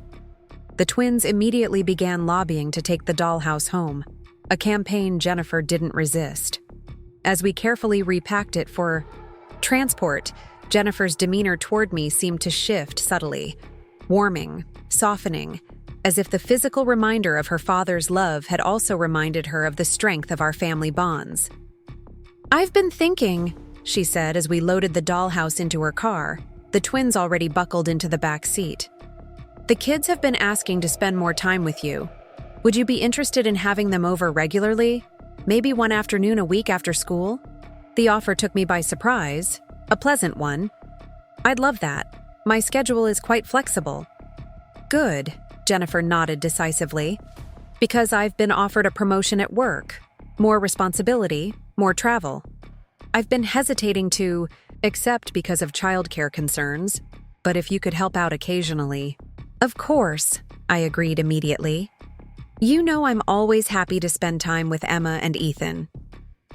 Jennifer smiled, a genuine smile that reminded me of the close relationship we'd had before Jack's death, and the nursing home debacle had strained it. "Thanks, Mom. I'll call you to work out the details." As they drove away, the dollhouse secured in the trunk, I felt a sense of quiet satisfaction. The afternoon had bridged some of the distance between Jennifer and me, creating a pathway back to the supportive relationship we'd once shared, but this time on more equal footing. The following week brought new developments in my expanding life. I attended the first session of the digital photography class with Barbara Chen, registered for the memoir writing workshop Diane had recommended, and joined the Thursday coffee group for a second time. Each activity connected me with different people in the community, building a social network that extended beyond my immediate family. At the photography class, I discovered I had a decent eye for composition, though the technical aspects of the digital camera were more challenging. Barbara and I made a good team. She grasped the technical settings more quickly than I did, while I helped her see potential subjects and framing opportunities she might otherwise have missed. "We should practice together between classes, Barbara," Suggested as we left the community center after our second session. Maybe take a walk through Riverside Park this weekend? The spring flowers are at their peak. I'd like that, I agreed, pleased by how quickly our tentative friendship was developing. The memoir writing workshop proved even more engaging than I'd anticipated. Led by a retired English professor from the state university, the class focused on capturing significant life moments in compelling prose. Our first assignment was to write about a pivotal decision that had shaped our life's direction. I chose to write about my choice to step back from a promising career in financial planning to support Jack's business ventures and raise our family. A decision I had never regretted, but whose implications had rippled through my entire life. The writing process was unexpectedly emotional, forcing me to examine that younger self's motivations and the subsequent paths, both taken and not taken. When I shared a portion of my piece with the class, the response was enthusiastic. "You have a clear voice and a gift for self-reflection without self-pity," the instructor commented. "I hope you'll continue developing this piece. There's a universal theme here about choices and partnership that many readers would connect with." The validation was gratifying, awakening a creative ambition I hadn't known I harbored. Perhaps there was a book in my experience, not just about my personal journey, but about the financial strategies Jack and I had developed together, strategies that had protected me when he was gone. Between these new activities and my regular coffee meetings with the Thursday group, my calendar was filling with engagements that had nothing to do with my children or their perception of my capabilities. I was building a life centered on my own interests and connections, one that would continue to sustain me regardless of family dynamics. The dinner with Amy, however, loomed as a more complicated prospect. I had invited her for the following Wednesday, planning a simple meal that would allow conversation to be the focus of our evening. After Richard's revelation about her financial struggles, I wanted to create an opportunity for honesty without confrontation. When Wednesday arrived, I prepared one of Amy's favorite meals, roast chicken with rosemary potatoes and spring vegetables from my garden. Nothing elaborate, but comforting and familiar. Amy arrived precisely on time, bringing a bottle of wine, more expensive than I would have purchased. A small but telling detail given what Richard had shared about her financial situation. "The house looks lovely, Mom," she commented as I took her coat. "Have you done something different with the living room?" I glanced at the space in question, noting the photography books now stacked on the coffee table, the new throw pillows I'd purchased to brighten the sofa, the framed photo I'd taken at the park during practice with Barbara. Small changes that reflected my emerging interests. "Just a few updates," I replied. "Nothing major." Over dinner, Amy talked about her work as a pharmaceutical sales representative, her daughter's college applications, her ex-husband's new girlfriend. She was animated and engaging, giving no indication of the financial stress Richard had described. It wasn't until we were clearing the dinner plates that I found an opening to address the subject gently. "I've been thinking," I began, "about creating a family education fund for the grandchildren, something to help with college costs when the time comes." Amy looked up sharply. "That's generous, Mom, but you shouldn't feel obligated. We're managing." "I know," I assured her. "But Jack and I always intended to help with education expenses if we could. The trust has performed well, and this would be a meaningful use of some of the proceeds." Amy carried plates to the sink, her back to me. "How much were you thinking of contributing?" "That depends partly on need," I said carefully. "Jennifer's twins are still young, but Megan will be starting college next year, correct? Have you started the financial aid process?" Amy's shoulders tensed visibly. "We've been looking into options. David should contribute his share, of course, but he's being difficult about it." I moved to stand beside her at the sink, lowering my voice.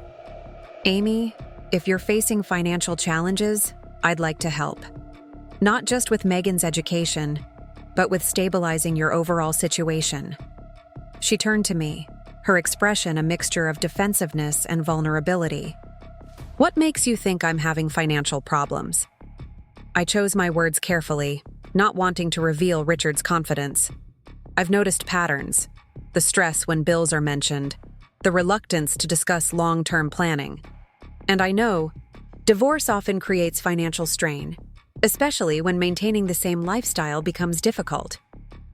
Amy was silent for a long moment, conflict evident in her expression. Finally, she sighed deeply. It's not as bad as you might think, but yes, things have been tight. David's support payments barely cover the mortgage, and my commission-based income isn't as reliable as I'd like. It was the first genuine admission of vulnerability I'd heard from her in years. Thank you for being honest with me. I'd like us to sit down with my financial advisor and look at options that might help ease the pressure. I don't need charity, Amy said quickly, pride stiffening her spine. It's not charity, I countered gently. It's family support, the same kind you thought you were offering me with the nursing home plan. The parallel wasn't lost on her. A rueful smile tugged at her lips. That's different. Is it? I challenged mildly. You were concerned about my well-being and financial security. I'm concerned about yours. The difference is that I'm asking how I can help rather than imposing a solution. This perspective seemed to penetrate Amy's defenses. Her shoulders relaxed slightly. I suppose I deserve that. It's not about deserving, I clarified. It's about communication and respect. You're an adult with agency over your life, just as I am. Sometimes adults need support: financial, emotional, practical. The key is how that support is offered and received. Amy nodded slowly, absorbing this framing. When did you get so wise, Mom? I've always been wise, I replied with a small smile. You children just forgot to notice. We spent the rest of the evening discussing Amy's financial situation more openly. The picture that emerged was concerning but not dire, a combination of excessive expenses, inadequate saving, and over-reliance on credit to maintain appearances. With some adjustments and strategic planning, her situation could be significantly improved. I'll think about meeting with your advisor, she conceded as she prepared to leave. But I need to do this my way, not feel managed. The echo of my own sentiments about the nursing home situation wasn't lost on either of us. I understand completely, I assured her. The offer is there when and if you decide to accept it. As I closed the door behind her, I reflected on how my relationship with each of my children was evolving in different ways. Jennifer was reconnecting through the shared care of her children, finding in me not just a grandmother, but a practical support for her career ambitions. Richard was adjusting to seeing me as a competent equal rather than a responsibility. And now Amy was beginning to open up about her own vulnerabilities, perhaps recognizing in my situation a mirror of her own need for autonomy within support. The nursing home confrontation, painful as it had been, had ultimately catalyzed a healthier dynamic within our family. By standing firm against their presumptions, I had created space for more authentic connections to develop, connections based on mutual respect rather than misplaced protectiveness. As I readied myself for bed that night, I found myself thinking of Jack and how he might view these developments. He had always valued honesty and direct communication, even when it created temporary discomfort. Better a difficult truth than a comfortable lie, he often said when addressing challenges in his business or our family. The truth of my capabilities had been difficult for my children to accept, disrupting their narrative about their aging mother. But from that disruption, something more genuine was emerging, a family dynamic that honored my autonomy while maintaining bonds of love and support. Tomorrow would bring new activities, another photography class, coffee with Grace, preparations for hosting the twins after school on Friday. My life was filling with engagements of my own choosing, relationships that nourished me, pursuits that challenged and fulfilled me. The woman my children had tried to place in Sunnyvale Gardens, passive, dependent, diminished by grief, had never really existed. Or perhaps she had, briefly, in those darkest days after Jack's death. But she was gone now, replaced by a woman who was reclaiming not just her financial independence, but her entire identity. As I drifted toward sleep, I felt profound gratitude for the financial foresight Jack and I had shared, the careful planning that had given me options when my children tried to limit them. The surprise waiting in my bank account had been more than just money. It had been freedom, security, and the power to define my own future. That was Jack's true legacy to me. Not just the material resources, but the confidence to use them wisely, to stand my ground when necessary, and to build a life that honored our shared values even in his absence. Summer arrived with unexpected intensity, bathing Oak Ridge in humidity and afternoon thunderstorms. I'd always loved this season, the garden in full bloom, windows open to catch evening breezes, the lazy rhythm of longer days. Even the occasional power outage brought a certain charm, an excuse to light candles and pretend, briefly, that we lived in a simpler time. One such evening found me on my back porch, watching lightning illuminate the horizon while thunder rumbled in the distance. The power had been out for nearly 2 hours, but I was prepared with battery-powered lanterns, a good book, and a glass of chilled white wine from a bottle I'd opened before the outage. My cell phone chimed with an incoming call. Richard, according to the display. "Mom? Are you okay? The power's out in your neighborhood." I smiled at his concerned tone, recognizing it now as genuine rather than condescending. "I'm perfectly fine, Richard. Enjoying the storm from the porch, actually. Do you have flashlights? Your emergency radio?" "Yes, to both, plus lanterns, candles, and a fully charged phone. The refrigerator will be fine if I don't open it, and I already poured my wine before the power went out. I'm quite comfortable." There was a brief pause before Richard responded with a chuckle.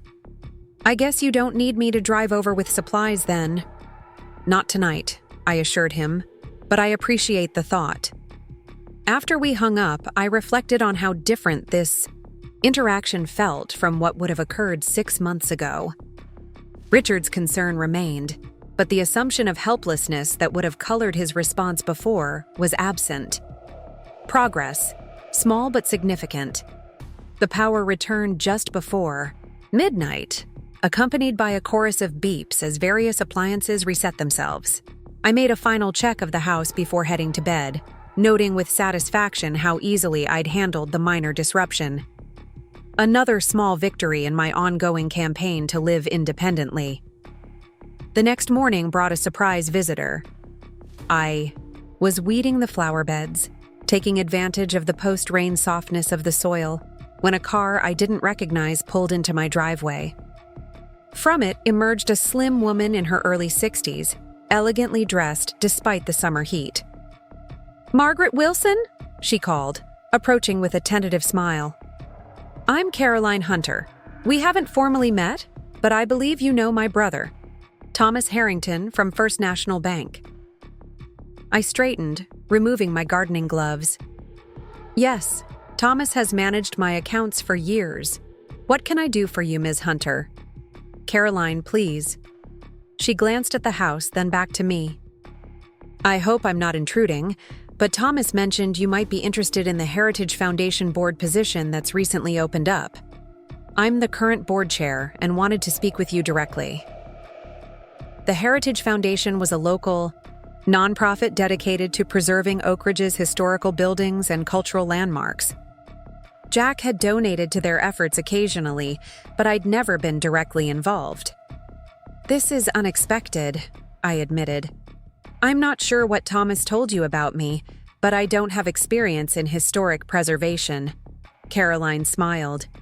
"We're not looking for a preservation expert. We have plenty of those. What we need is someone with financial acumen and community connections. Thomas speaks very highly of your investment expertise." I invited Caroline inside, curious about this unexpected opportunity.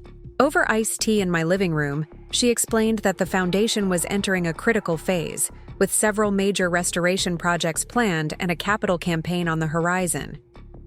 Our previous treasurer retired in May, and we've been searching for someone with the right combination of skills and community standing to replace him.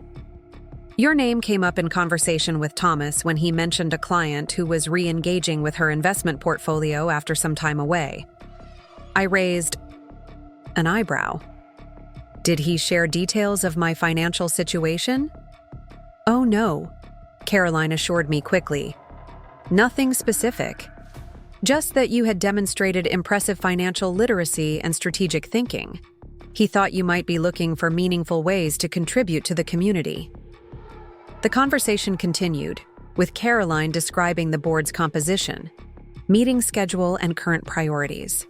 As she spoke, I found myself genuinely intrigued by the possibility. The foundation's work was important to preserving Oak Ridge's character and history, and the financial challenges they faced aligned well with my experience.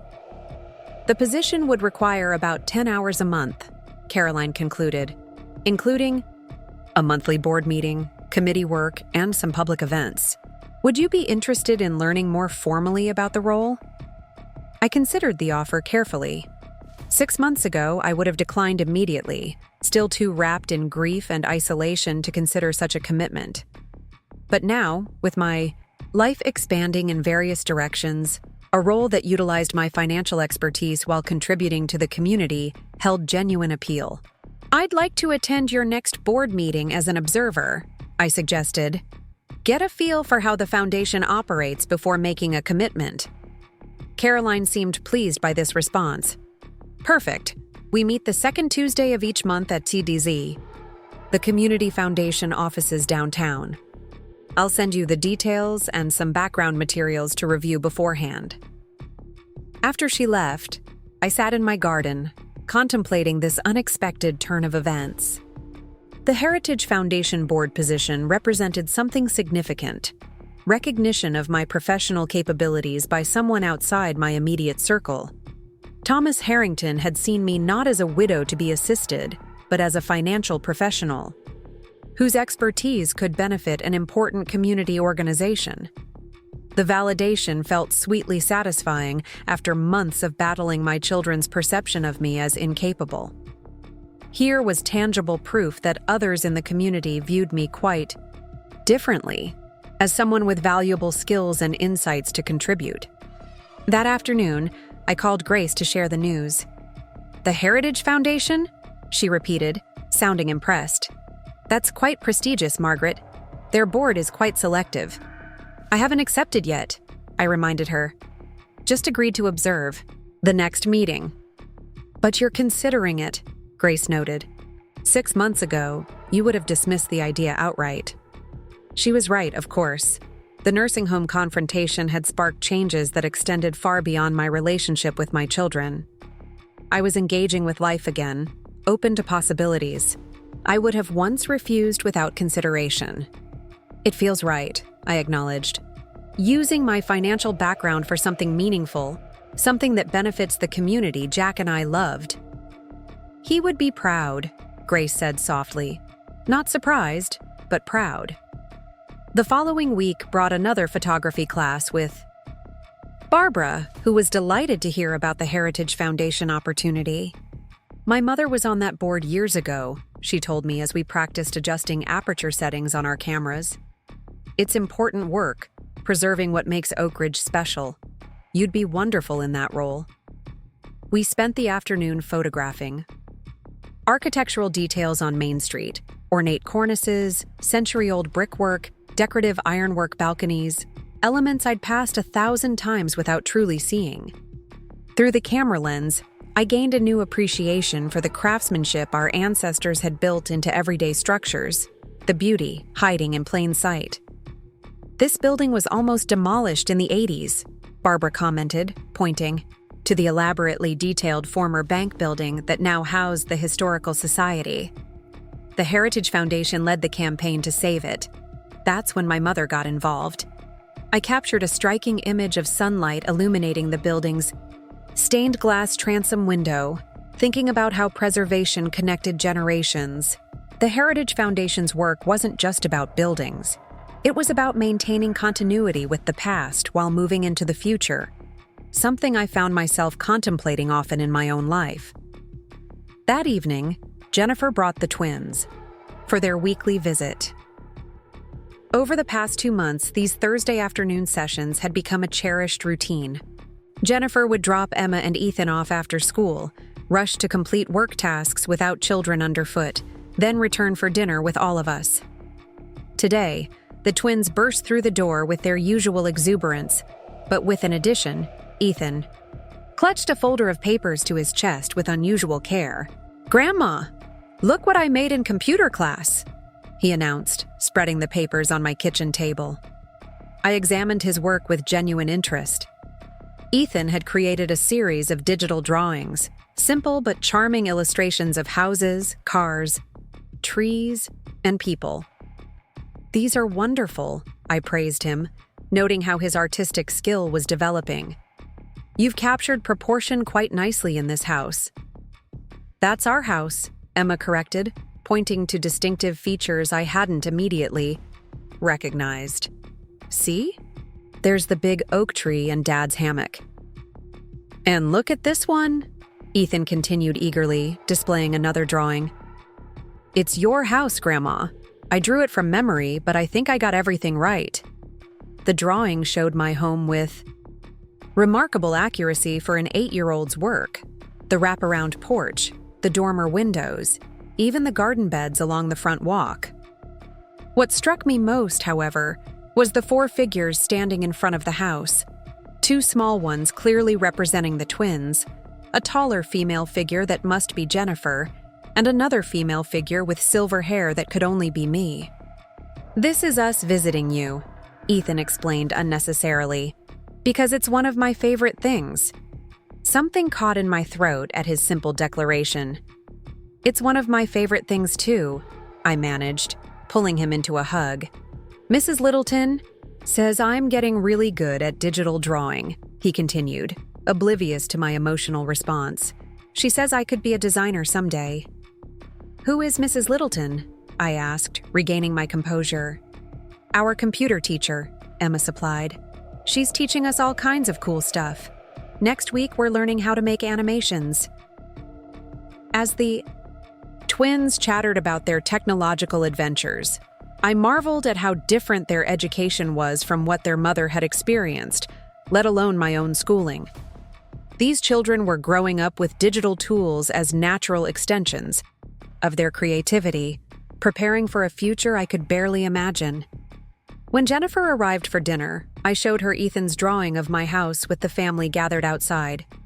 "He really captured it," she commented, studying the image. "Both the physical details and the feeling of our visits. I'd like to frame it," I said. "With your permission, of course." Jennifer smiled warmly. "Of course. He'll be thrilled." Over dinner, I mentioned Caroline Hunter's visit and the Heritage Foundation board position. Jennifer seemed genuinely pleased by the news. "That's perfect for you, Mom. You've always had an eye for beauty and architecture, and your financial background is exactly what they need." Her enthusiasm felt validating, another sign of the shifting dynamic between us. Jennifer was seeing me as a whole person again, with skills and interests beyond my role as her mother and her children's grandmother. "I haven't decided yet," I reminded her. "I'm attending a meeting next week to learn more." "You'll accept," Jennifer predicted confidently.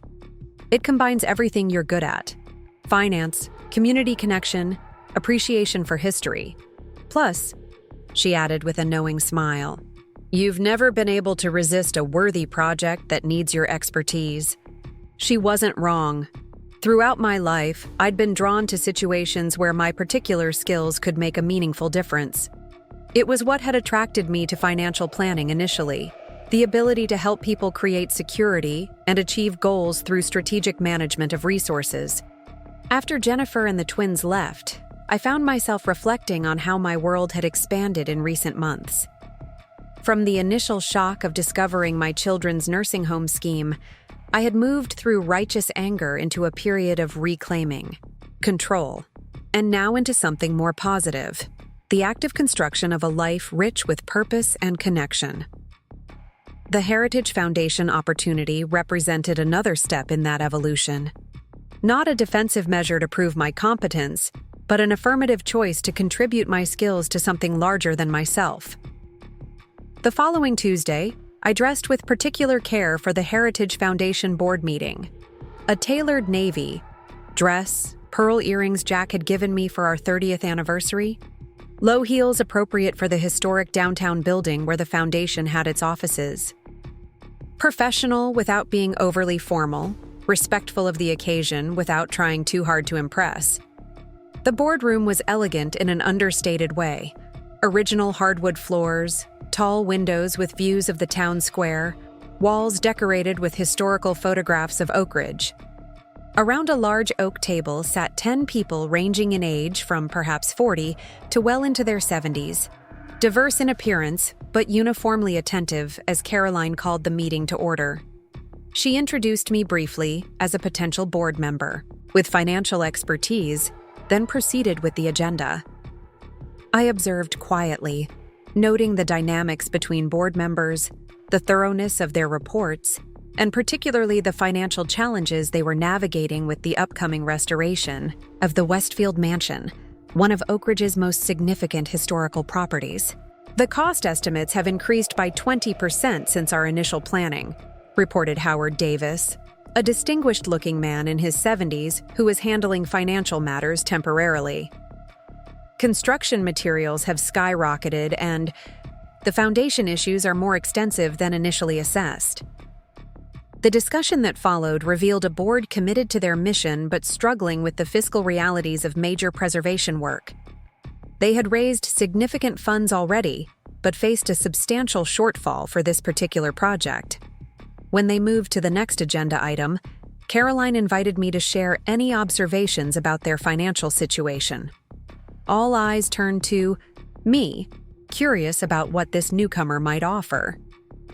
I appreciate the thoroughness of your financial reporting, I began diplomatically. The challenges you're facing with the Westfield project aren't unique in today's construction environment, but they do require creative approaches to fundraising and possibly phasing of the work. I continued with a few specific suggestions about potential grant opportunities and community partnership models I'd observed in other contexts. The board listened attentively, several members taking notes. What's your view on using some of the endowment principle for this project? Asked Howard directly. We've traditionally maintained that as untouchable, but some members feel this situation warrants reconsideration. It was a test question, probing my financial philosophy. I considered carefully before responding. Endowments exist to provide perpetual support, which requires protecting principal, I noted. However, extraordinary opportunities sometimes justify careful, limited use of principal if, and this is critical, there's a clear plan to replenish those funds within a specific time frame. Howard nodded, seemingly satisfied with this balanced response. The discussion continued, with other board members offering perspectives on various funding approaches. Throughout, I was struck by the genuine commitment everyone demonstrated to preserving Oak Ridge's architectural heritage. After the meeting concluded, several board members approached to introduce themselves more personally. Their welcome felt sincere, their questions thoughtful rather than perfunctory. Your financial insights would be invaluable, said Marie Gonzalez, a woman about my age who served as board secretary. We've been managing, but with Howard stepping back, we need someone who truly understands both the numbers and the mission. Caroline walked me to my car afterward, clearly eager to secure my participation. What did you think? Can we convince you to join us? I smiled at her directness. I found the meeting enlightening. You have a dedicated board facing significant, but not insurmountable challenges. And the treasurer position? Howard has been filling in temporarily, but we need someone with fresh perspective and energy. The request was clear, the need genuine. I felt a familiar stirring. the satisfaction of having expertise that matched a worthy need precisely.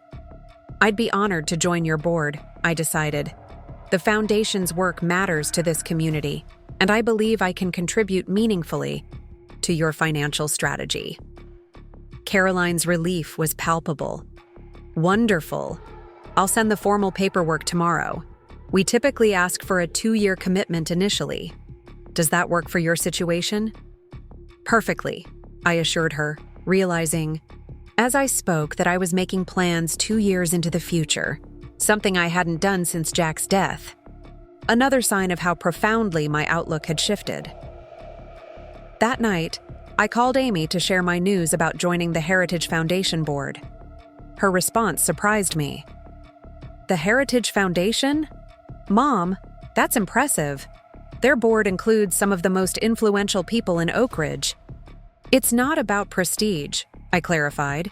I believe in their mission, and they need financial guidance I'm equipped to provide. Still, Amy persisted, it's a big deal. Between this and your photography classes and the memoir writing, you've created quite a life for yourself these past few months. Her observation struck me as both accurate and revealing. There was admiration in her voice, but also something else. Perhaps a trace of envy? Amy's own life had become constrained by financial pressures and single parenthood, while mine was expanding in unexpected directions. It's not what I would have chosen, I said carefully. I'd rather have your father still with me. But since that isn't possible, I'm trying to build something meaningful in this new reality. You're doing more than trying, Amy noted. You're succeeding. Sometimes I think you're handling widowhood better than I'm handling divorce. The vulnerability in her admission created an opening for deeper conversation. They're different. Challenges, I acknowledged. But both involve rebuilding a life you didn't plan for. How are things going with the financial situation we discussed? Amy sighed audibly. I've been thinking about your offer to meet with your financial advisor. Pride has been holding me back, but practicality is winning out. Megan's college expenses are looming, and I'm tired of the constant stress. Stanley is discreet and non-judgmental, I assured her. He's helped many people navigate financial transitions. All right, she agreed finally. Set it up, but I want to be clear. I'm looking for guidance, not a bailout.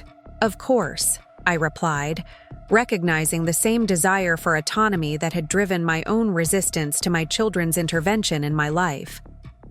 Stanley can help you develop strategies that preserve your independence while improving your financial stability.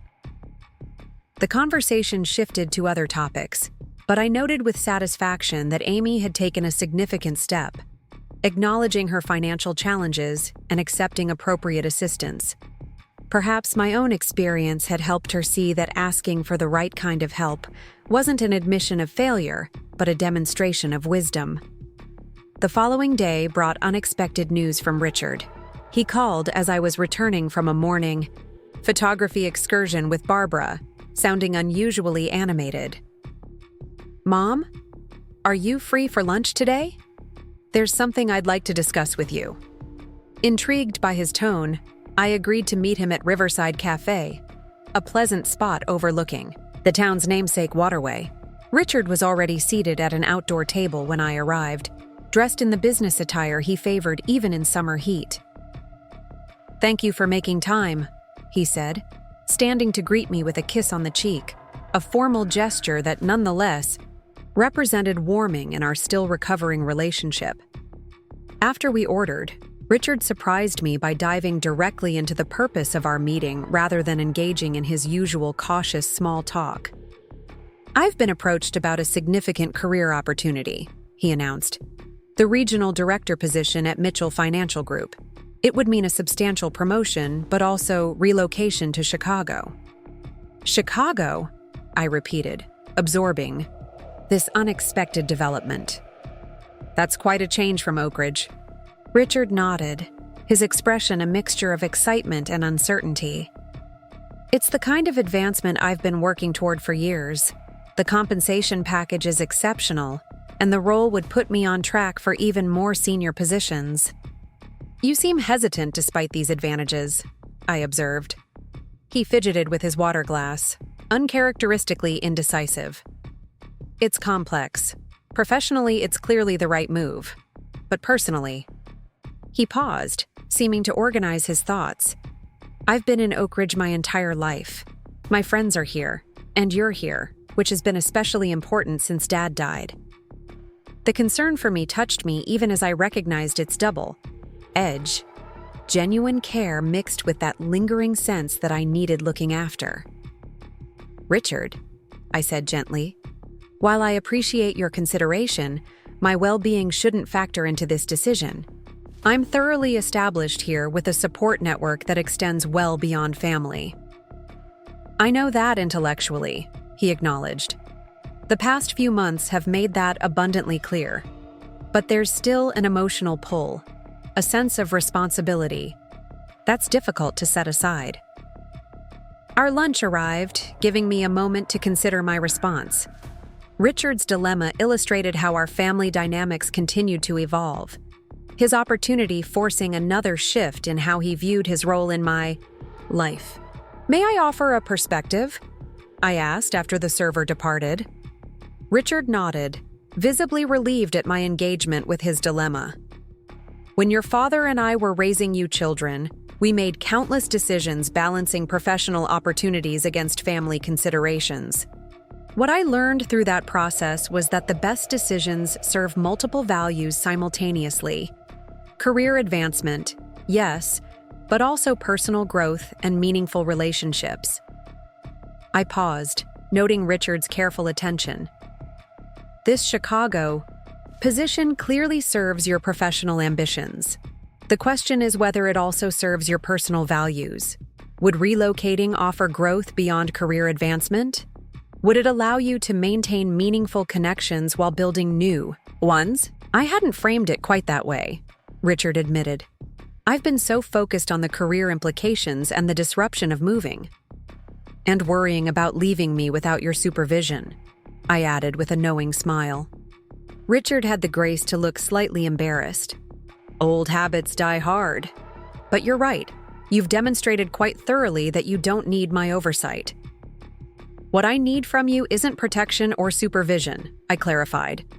It's the knowledge that you're building a fulfilling life, making choices that reflect your values and priorities. That might mean staying in Oak Ridge, or it might mean embracing this new opportunity in Chicago. He considered this, seeming to absorb the freedom I was offering him. Jennifer and Amy have established their own lives, made their own choices. I've somehow remained more tethered to Oak Ridge, to the family patterns. Perhaps this opportunity comes at the perfect time, I suggested. A chance to define your life on your own terms, just as I've been doing these past months. Richard smiled, a genuine, unguarded expression I hadn't seen often since he was a boy. There's a certain symmetry to that, isn't there? You reclaiming your independence while I finally claim mine.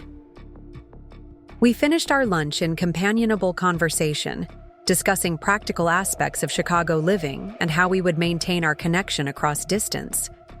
By the time we parted, Richard seemed more settled in his thinking, moving toward a decision based on his own authentic desires rather than perceived obligations. As I drove home, I reflected on how thoroughly the family dynamics had shifted since that confrontation 6 months ago. My children had seen me as needing protection and guidance. Now Richard was seeking my counsel on a major life decision, Jennifer was entrusting me with regular care of her children, and Amy was accepting my offer of financial guidance. The reversal wasn't about power or control. It was about establishing authentic relationships based on mutual respect rather than assumptions and fear. We were becoming a family of adults with different strengths and challenges, supporting each other without undermining independence. That evening, I worked on the financial materials Caroline had sent regarding the Heritage Foundation's upcoming capital campaign. The work engaged my analytical mind, reminding me how much I'd always enjoyed strategic financial planning. This, wasn't just busy work to fill empty hours. It was meaningful contribution based on skills I'd developed over decades. As I reviewed spreadsheets and funding projections, I thought about the journey of the past 6 months. From the shock of discovering my children's nursing home scheme to joining a prestigious community board, from defending my autonomy to building a life rich with purpose and connection, the transformation had been profound. The surprise in my bank account, those carefully built resources Jack and I had established, had provided more than financial security. It had given me the foundation from which to reclaim my identity and future. My children had tried to put me in a nursing home, seeing only an aging widow in need of care. What they'd failed to recognize was the capable, resilient woman who had co-created the very wealth they thought they were managing on my behalf. Outside my window, fireflies began their evening dance across the garden Jack had designed, but that I had always tended. Tomorrow would bring more photography practice with Barbara, preparation for the Heritage Foundation's first fundraising event under my financial guidance, and dinner with Grace to celebrate her birthday. The life I was building wasn't what I'd envisioned when Jack was alive. That future had died with him. But what was emerging in its place held its own satisfaction, independence flavored with meaningful connection, purpose aligned with genuine capability, and family relationships transformed by hard-won understanding. My children had tried to put me in a nursing home, believing they knew what was best for me. Instead, they had inadvertently catalyzed my emergence into a new chapter more vibrant and authentic than any of us could have imagined. 1 year to the day after my children had ambushed me with their nursing home plans, I stood at the podium in Oak Ridge's historic town hall, addressing a packed room as treasurer of the Heritage Foundation. The capital campaign for the Westfield mansion restoration had surpassed its goal by nearly 30%, thanks to a funding strategy that combined traditional donations with innovative community investment opportunities. Your generosity ensures that this architectural treasure will remain a vibrant part of Oak Ridge for generations to come, I concluded, genuinely moved by the community's response. The grand reopening is scheduled for spring next year, and you'll all receive personal invitations to celebrate what we've accomplished together. Applause filled the elegant room as I returned to my seat. Caroline squeezed my hand as I sat beside her, whispering, "You've transformed our financial approach in just 1 year. The board can't stop singing your praises." The recognition was gratifying, but what meant more was seeing tangible results from my expertise. The foundation's endowment was now structured for sustainable growth, our fundraising had become more strategic, and we'd established a planned giving program that would ensure financial stability for decades to come. After the event, I chatted with various supporters, many of whom had known Jack and me for years, but were only now discovering my financial acumen. Several remarked on how surprising it was to see me in this leadership role. Comments I received, with outward graciousness while inwardly noting the subtle ageism and gender bias they revealed. As the crowd thinned, I spotted a familiar figure entering the hall, Richard, who had flown in from Chicago specifically for this event. "Mom," he called, making his way toward me with a warm smile. "Sorry I missed your speech. Flight delay." I embraced him, genuinely pleased by his unexpected appearance. "What a wonderful surprise. I thought you couldn't get away until Thanksgiving." Richard looked different after 6 months in Chicago, more relaxed despite his corporate attire, his expression more open. "I wouldn't miss your triumph. Jennifer told me how hard you've worked on this campaign." We walked together to a quiet corner of the reception area, catching up on his new life in Chicago and the latest family news. Richard had embraced city, living with unexpected enthusiasm, developing new friendships, and even, recently, beginning a promising relationship with a colleague from the marketing department. "You were right about this move," he admitted. "It wasn't just a career advancement. It's been a complete life reset. I needed this change more than I realized." "I'm glad it's working out so well," I said sincerely. Richard glanced around the elegant hall with its restored historical features. And clearly, staying in Oak Ridge was exactly right for you. I've never seen you so energized." His observation touched me, evidence of how completely our relationship had evolved from his earlier perception of me as someone to be managed and protected.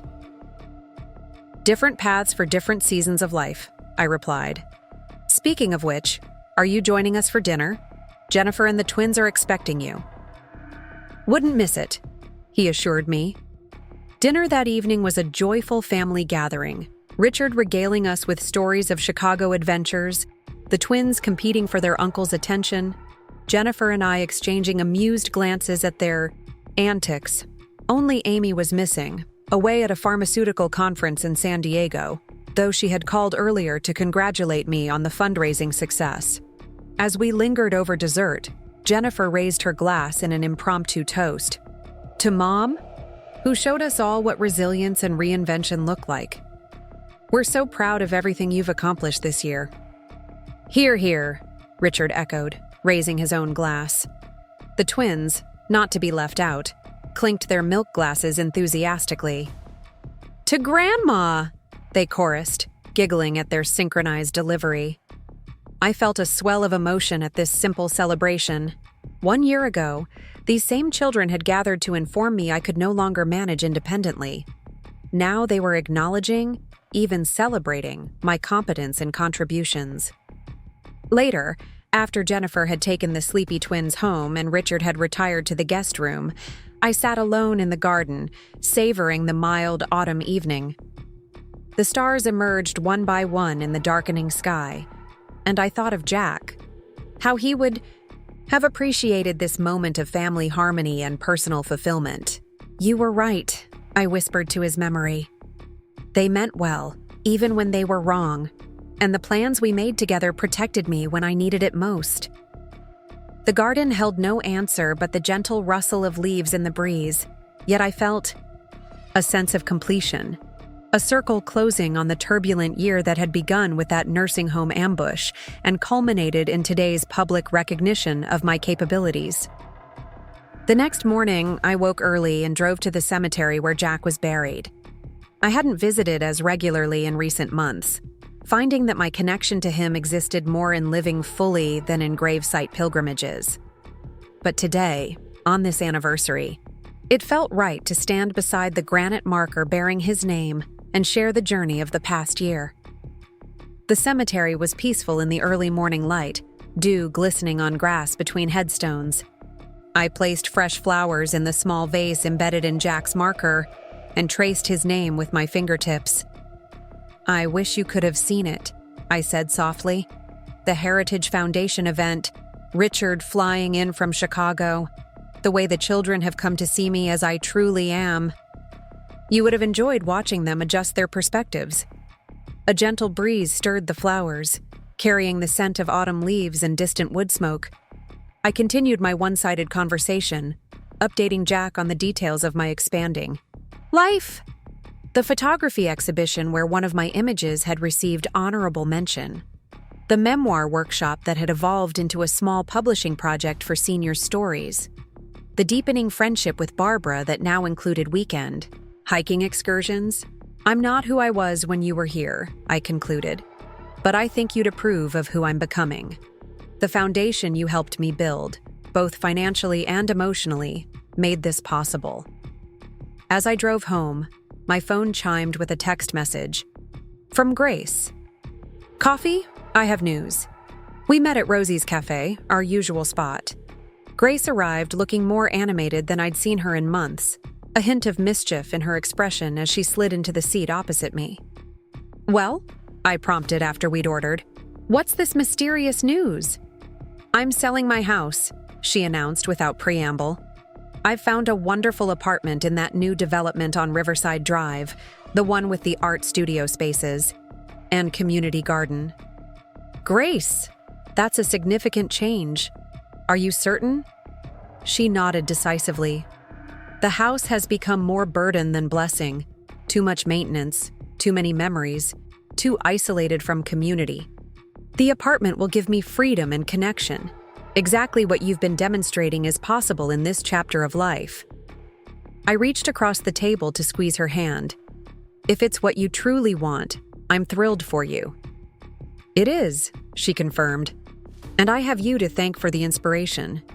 Watching you transform your life this past year showed me what's possible when we refuse to be defined by others' expectations." Her words warmed me, the idea that my journey had helped illuminate possibilities for my friend. "When do you move?" "That's the other news," Grace said with a gleam in her eye. "The apartment won't be ready until January, so I've decided to use the interim for something I've always wanted to do." "Which is?" "A photography tour of the American Southwest. 6 weeks, small group, professional instruction. I leave next month." I stared at her in delighted surprise. Grace had admired my photography efforts, but had never expressed interest in pursuing it herself. "That's wonderful. But what prompted this sudden interest in photography?" "Not so sudden," she corrected. "I've always appreciated it, but never made time to learn properly. Life was always too busy with Harold's career, the children, community obligations. Now it's finally my turn." We spent the next hour discussing her upcoming adventure, the locations she would visit, the equipment she'd purchased, her hopes for what she might capture through her lens. Grace's enthusiasm was contagious, her plans thoughtful and well-researched. As we parted with promises to shop for proper hiking boots for her trip, I reflected on how my own transformation had created ripples beyond my personal experience. Grace was reimagining her future based partly on witnessing my journey. My children had adjusted their perception not just of me, but potentially of aging itself. Even the Heritage Foundation had evolved its financial approach based on strategies I'd introduced. Small changes, perhaps, in the grand scheme of things, but meaningful ones that validated the stand I'd taken when my children tried to place me in Sunnyvale Gardens. Back home, I found a package waiting on my porch, a delivery from Amy. Inside was a beautifully framed photograph of Megan in her college dorm room, looking happy and confident in her new environment. The accompanying note read, "Mom, thanks for helping make this possible. Your financial guidance saved more than Megan's education fund. It saved my peace of mind. Love, Amy." I placed the photo on my mantel alongside other family images, appreciating this tangible evidence of how our relationship had healed and evolved. Amy had overcome her pride to accept appropriate help, and had found in that acceptance not dependency, but enhanced autonomy, a lesson that paralleled my own journey in many ways. That evening, I sat at my desk reviewing the next quarter's financial strategy for the Heritage Foundation. The work engaged my analytical mind while serving the community I loved, a perfect combination of purpose and capability. On the desk, beside me lay brochures for a photography workshop in Maine next summer, an opportunity to further develop the creative skills I'd discovered in myself. My calendar for the coming weeks showed a balanced rhythm of family time, community engagement, creative pursuits, and quiet solitude. A life constructed deliberately around my own priorities and pleasures, rather than others' assumptions about what an appropriate life should be for someone my age. The nursing home confrontation that had seemed so devastating a year ago had ultimately catalyzed this renaissance. By standing firm against my children's misguided intervention, I had created space to discover new aspects of myself, to build connections based on authentic capability rather than perceived vulnerability. The surprise waiting in my bank account had given me the financial freedom to make these choices, but the true liberation had come from within, from the decision to define my own path forward rather than accepting others' narrow vision of what remained possible. Outside my window, the garden Jack and I had tended together for 40 years glowed in the golden light of sunset. Tomorrow would bring new activities, new challenges, new opportunities for growth and connection. Not despite my age, but alongside it, experience and wisdom enhancing rather than limiting my engagement with life. My children had tried to put me in a nursing home, believing they knew what was best for me. Instead, they had inadvertently opened the door to the most vibrant chapter of my life. one I was writing on my own terms, with a pen held firmly in my very capable hands. Up next, you've got 2 more standout stories right on your screen. If this one hit the mark, you won't want to pass these up. Just click and check them out.